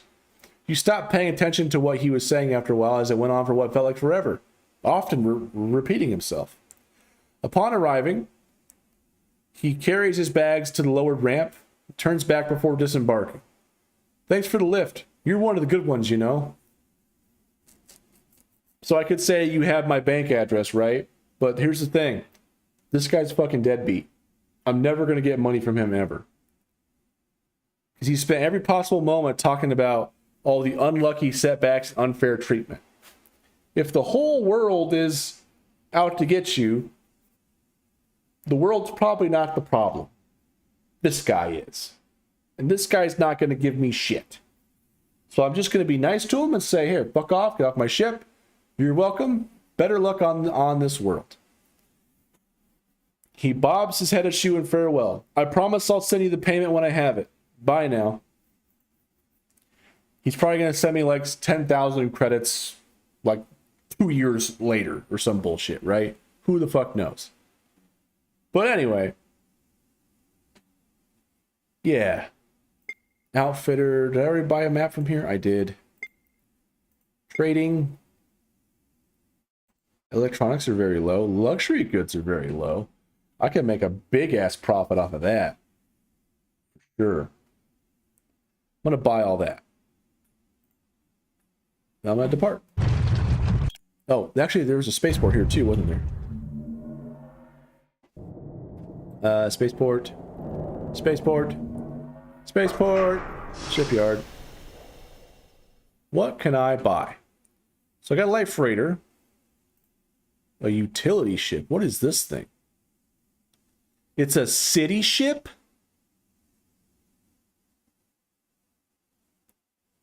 $245 bunks, 700 fuel capacity, 4 gun ports, 6 turret mounts, 3 fighter bays. Hot damn.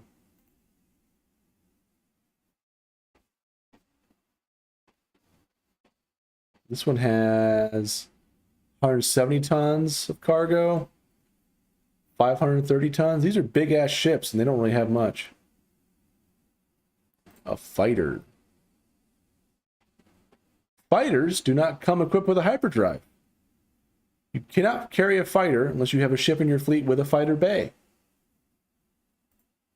Medium warship. Shit, man. A Corvette. That thing looks sweet. 6.275 million. This one's only 25.4 million. That's pretty good. So I have a Flivver. What is this piece of shit? 15 tons of cargo space. With space for neither cargo nor passengers nor heavy weaponry, the Flivver's only selling point is speed. Flivvers are sold mostly to wealthy individuals who want to be able to travel the stars without needing to share a bunk room on a merchant transport with common people. Yes, indubitably, I have this fast ship, so I can segment myself from the peasantry. Yes. Interceptor. So this one has 3 jumps as well. 15 tons of cargo space. It's got, let's see, 4 fucking gun slots. It could be huge. Light warship. So these are way fucking expensive. So I can't afford a damn thing. Yeah, I could afford another star barge. Add that to my fleet. That's not going to be a good idea. A good idea. I could get a Sparrow for like defense, but there's not. It's not going to be much defense. Let's just leave. All right. So, all right, I'm going to call it. I need to go to bed and do stuff. But thanks for hanging out. What do you guys think of Endless Sky? It's a free game on Steam. Honestly, it's probably already a better game than I envisioned I was going to make. So it's kind of disheartening. At the same time, it's also motivating because it gives me a bunch of ideas. I like how they do things. And it looks really, really good. Combat seems weird, though. I'm not sure about the combat yet. Especially after getting just smoked by those pirates, just doing a flyby as they were, like, hyperspacing in. Like, what the fuck was that? Come on. So it looks like there's a bunch of people worked on it. So a bunch of people worked on the story. Editors and proofreaders. It's kind of cool. They just have, like, credits just trolling right here, you know. Nightman, the game seems pretty amazing, but I think it'll give you a lot to think about. I think so too. So artwork. Oh, okay, so this is where they're getting all the artwork. So they are Creative Commons licensed artwork. So that's cool. There's also photos from Wikimedia Commons. So yeah, lots of Creative Commons licensed. There's also stuff from public domain sources like NASA, even the United States Army. Holy shit. A lot of sounds from freesounds.org, which is cool. Beta testers. So we have people who have contributed on GitHub. So a lot of people have coded on it. So is it open source as well? Can I take a look at their code? I'm curious. Okay, let's just go ahead and quit. And then let's go ahead and see Endless Sky GitHub.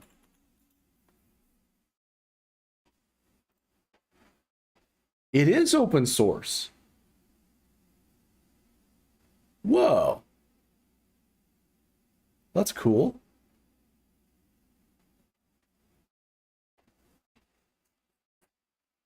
CMake to compile the project.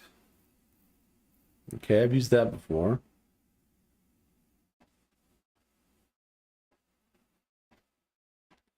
That's cool. So I don't... What did they use for an engine, I guess?